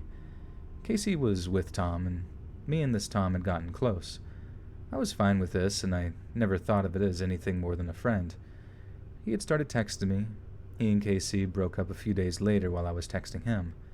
Stupid. Never had a boyfriend. Me didn't see it as a red flag when literally 10 minutes after they broke up, he started flirting with me. Me and Tom started talking a few days later. Pretty terrible of me, I know. Everything went down between Tom and Casey, and I took Casey's side and stopped talking to him. A few months later, I get a text from him and we become friends again. He texted me all the time and was really clingy, but I can't lie, I enjoyed the attention. Around March of that school year, we started talking again and eventually got together. We dated for about 5 months, then I ended when I found out that he had cheated on me. Well, he kept coming back and we were basically on and off again for the next 3 months. He had mentally abused me and kept me trapped, so that lasted until January of the next school year. I finally cut everything off and he kept popping up. He joined everything I was in. He joined drama. If we were doing a new song in band, he would get on the instrument beside me. We were in percussion. It got so bad that I had to get the senior guys in percussion to keep him away. It got to the point where I got anxious around him and he was everywhere. This is where I'm going to explain why I'm so anxious around him. Every time he got a sliver of alone time with me, he would touch me. I said no every time, and he stopped a few minutes, then he would try again. I would then just let him. I somehow forgot to mention that he also had a weird foot fetish, and that also freaked me out. And back to the story. My drama teacher knew what was going on, and she told the vice principal, and the principal talked to me. I'm the type of person that hates confrontation, and I didn't tell them about him touching me, but he did back off. Tom didn't really stay away, however. He did stop touching me. He believed that the drama teacher hated him and told lies since he doesn't believe that he's a creep and he thinks he doesn't do anything wrong, and he let him believe that. It was the last day of school and I was sitting in a small room. That's only the yearbook staff Sorry.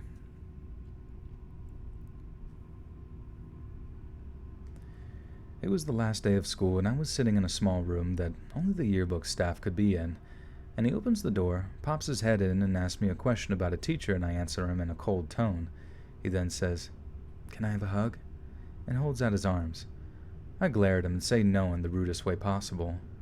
School is out and his number is blocked. However, I had to give announcements to the drama kids, and I had to unblock him, and I forgot to block him back. A week later, I get a text from him, and it was basically asking how I was, and I didn't answer. Then the last incident occurred recently. I was on Fortnite the other day. I'm a dweeb, I know, and I see a friend request from his username. This story might not... Oh, alright. I don't know. Alright, well that one's... I mean, it's obviously like it's a uncomfortable story, but I just feel like... I don't know. Should I end it with this last pair? This story might not seem as scary, but you have to understand that this went on for close to a year and a half, and I had an intense amount of anxiety at school. I was honestly scared of him. I feel like fleshing out like exactly what made the person scared of him, even though they did kind of touch on it, would have made more sense. Otherwise, this just kind of feels like a really generic synopsis of a feeling that only they can feel. And you know what I mean? Like if you write a story, you kind of have to like make the audience understand you, you know what I mean? And this one just didn't really... I understand the guy sucks, you know what I mean? But at the same time, as far as stories go, I'm just kind of on the edge of whether or not to include this one as well, you know what I mean?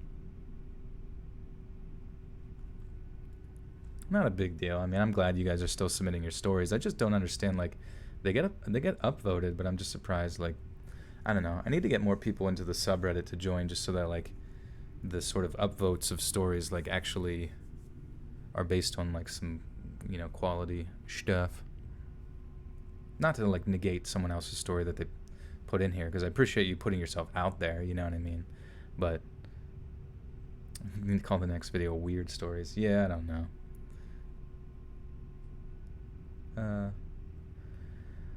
A week later, I get a text from him, and it was basically asking how I was. Thankfully, I just never answered. I actually don't even know if I can include that, to be honest. Like, it was just so anticlimactic. Like, I don't know what I was expecting.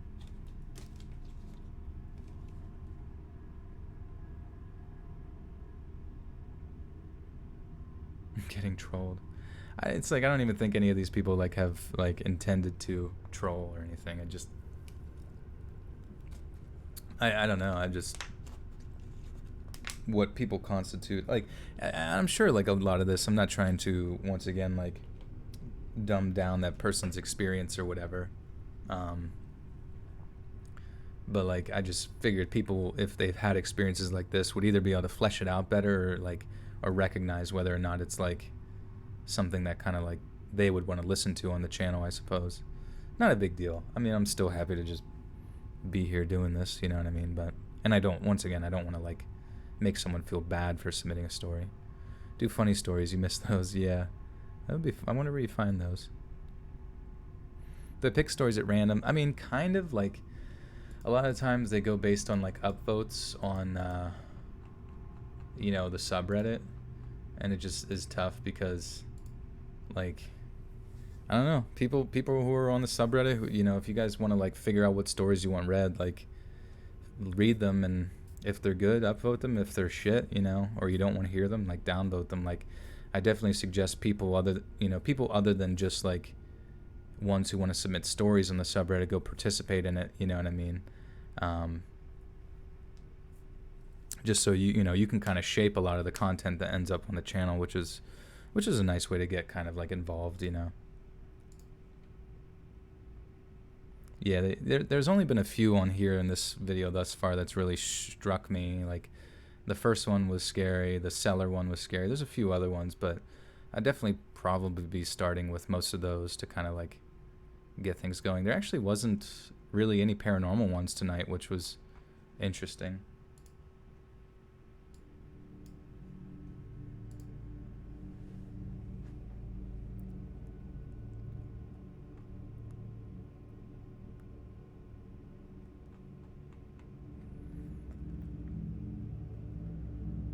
I worked at a barbecue restaurant that is considered convenience food.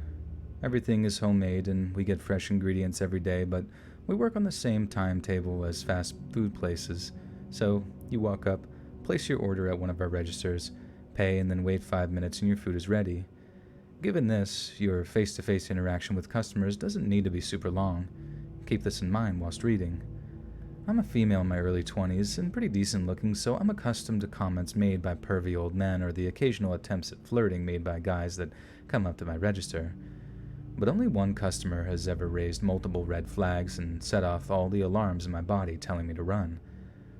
The first time Jared came in was a few days after July 4th.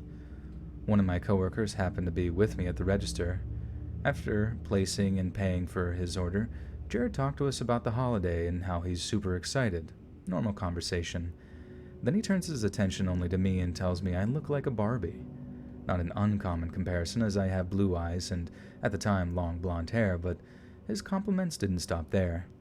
He continuously repeated my likeness to the doll, adding in beautiful and stunning among other choice descriptors.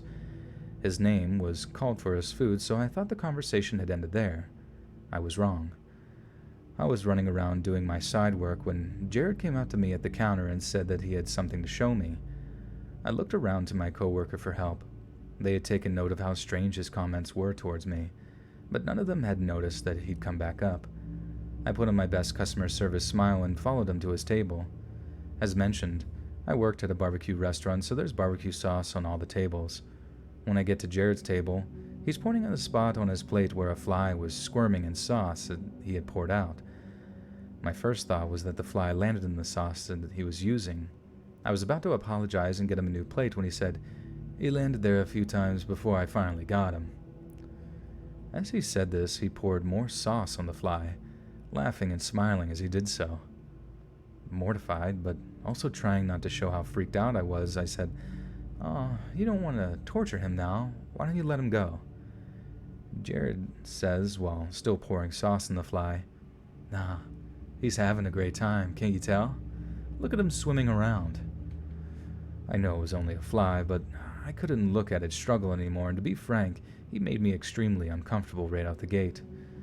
Trying to be as polite as possible, I told him I had to get back to work. I told my manager Dana and a few other coworkers who had... He was swimming in Joel's sauce, yeah.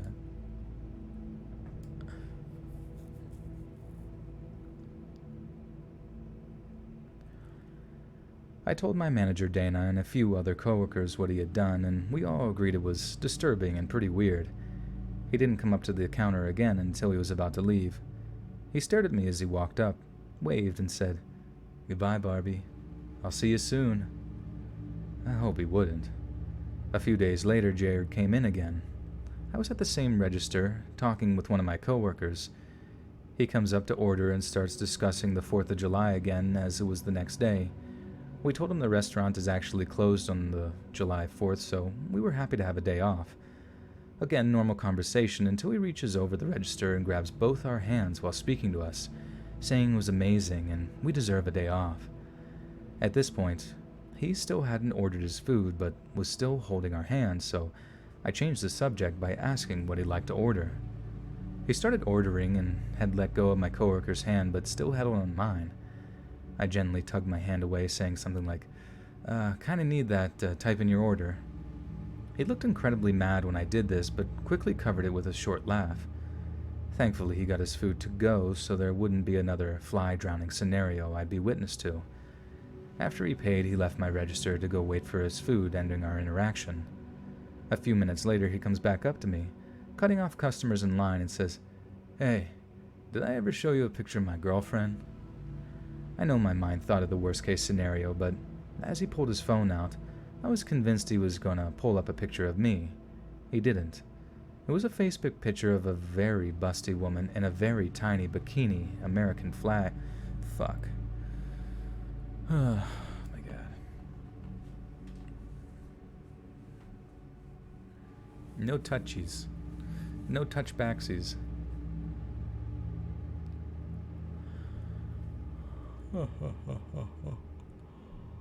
Oh, shit. He didn't. It was a Facebook picture of a very busty woman in a very tiny American flag bikini. The entire time he was just staring at me, smiling, almost gauging my reaction. I just kind of laughed it off and responded with a, "Oh, that's cool." He puts his phone away, never breaking eye contact with me, and says, "Yeah, she's hot, but nowhere near as hot and beautiful as you are."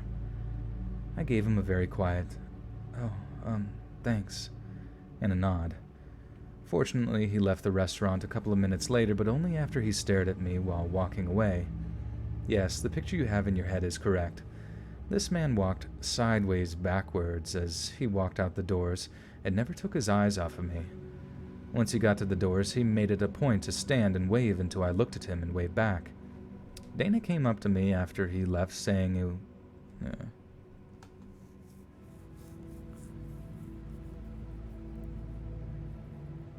Where's Jojo? Jojo's here? Oh, nice. Another mod. Jojo the moderator. Ram Ranch heaven, baby. Oh, thanks. I'm a girl.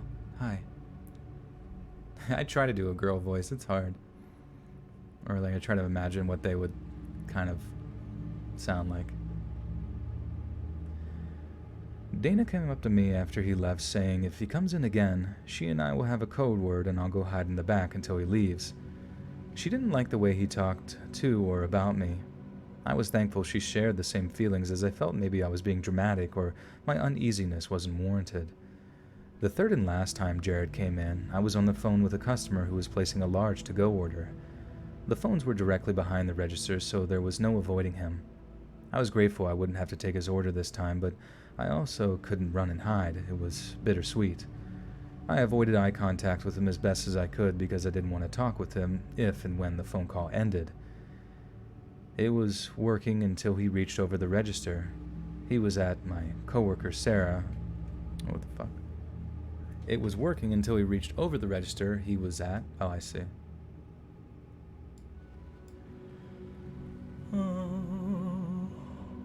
Joel role-playing in a maid outfit, talking in his girl voice. "Oh, hi there. Looks like you need a little dust off of your suit, sir." Yeah, I never met a girl in real life, so it's really hard for me to like come up with what they sound like. It was working until he reached over the register he was at. My coworker Sarah was highly confused, waving his hand around trying to grab my attention. I reluctantly waved back and continued to take the phone order. I could hear Sarah ask him questions to get his order correct, but he was completely ignoring her questions because he was talking to her about me. Isn't she a perfect Barbie? What a beautiful Barbie. A busy Barbie girl, isn't she? She's a beautiful girl. This continued even after the phone call ended, but instead of talking to Sarah about me, he thought it best to talk to me about my appearance. At this point, customers are starting to take notice at what was going on, and poor Sarah was stuck in the middle not knowing what to do. I did my best to ignore his words and just nod in hopes that he would get the message that I didn't care, as I was still doing some paperwork for the to-go order. He was incessant and still hadn't placed his order yet, so he had no reason to walk away from the register. To my relief, I heard my name being called from the office. I looked at him and said, "Ah, that's the boss calling me." And Jared responds, "Wow, you really are busy, a hard-working girl. Don't worry, Barbie. Go do your job." I left, feeling his eyes on me as I walked until I disappeared into the office. My general manager, Ron, told me Dana said to call me in because I needed rescuing. I was and still am very grateful for Dana. I briefly explained what was going on and who the guy was, and Ron looks at me and asks if I wanted Jared kicked out. I told him no, but I wanted to hide until he was gone. Ron told me that was fine and to stay in the office until he came to get me. He came back a few minutes later and said Jared was staring at the wall where the office was when he came out to see what Jared looked like. Ron packed up Jared's food and said he barely made eye contact, continuously glanced in the direction of the office, and was visibly angry the entire time. Ron said if he ever came in again to just abandon ship, go to the back, and stay there until someone told me the coast was clear. I never saw Jared again. This is almost a year ago, and my stomach still drops when I see a customer that even slightly resembles him. 666 peepees. And we have reached the finale. When you need to yeet a customer, yeah, you just gotta grab them, twirl them around. Ugh.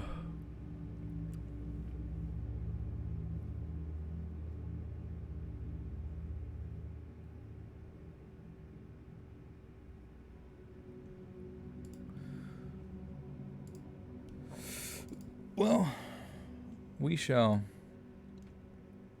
be reading this outro here.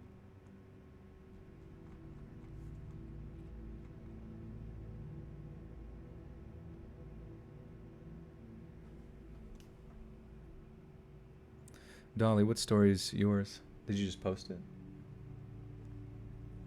Somebody think of a funny ending here, eh? Oh yes, and go follow Horny Computer, the best meme page on Instagram. Hey friends, thanks for listening. Click that notification bell to be alerted of all future narrations. If you got a story, be sure to submit them to my subreddit, r/Let's Read Official, and give and receive feedback from the community, and maybe even hear your story featured on the next video. And join my Discord to interact with me and other listeners directly. And if you want to support me even more, grab early access to all future narrations for just $1 a month on Patreon, and maybe even pick up some Let's Read merch on Spreadshirt. And check out the Let's Read podcast, where you can hear all these stories in long compilation form and save huge on data. Located anywhere you listen to podcasts. Links in the bio. Thanks so much, friends. And remember, all hail Timmy the Rat. All hail Timmy the Rat. Blanket before you spank it. Timmy deserved better. He did. Timmy deserved better. Yes, he did. Well, guys, thank you again for another amazing stream. I really always honestly appreciate you guys every time I'm up in this beast. And as you know, this audio will be edited. I might be chilling up on Discord for a little while, chatting. If you guys feel like joining there, maybe one of the mods can link that. That'd be awesome. Yeah, there's Fry. Thank you, Fry. And yeah, I'll be editing that, and that'll go up first on Patreon, which is just $1 a month, $1 a month on Patreon for early access and all that good stuff. And yeah, and then new videos come out every Monday, Wednesday, Friday, 7 p.m. Eastern Standard Time. So if you haven't already, try to hit that notification bell just so you get alerted of every new stream, every new everything. I think there's some other methods to like being alerted of stuff. Like by joining the Discord, you get pretty much notified of everything. I also try to post stuff to Twitter all the time to tell people that I am streaming or will be streaming and that kind of thing. So you know the deal. You know what's good. I'll be streaming again here on Thursday night, so stick around for that. Or not stick around, but stay tuned for that if you enjoy the streams. It's always good to see new faces and returning faces all the same. So I appreciate you being here and being awesome. And yes, stay cool, stay golden, pony boys and girls. And much love to you. I will see you again soon.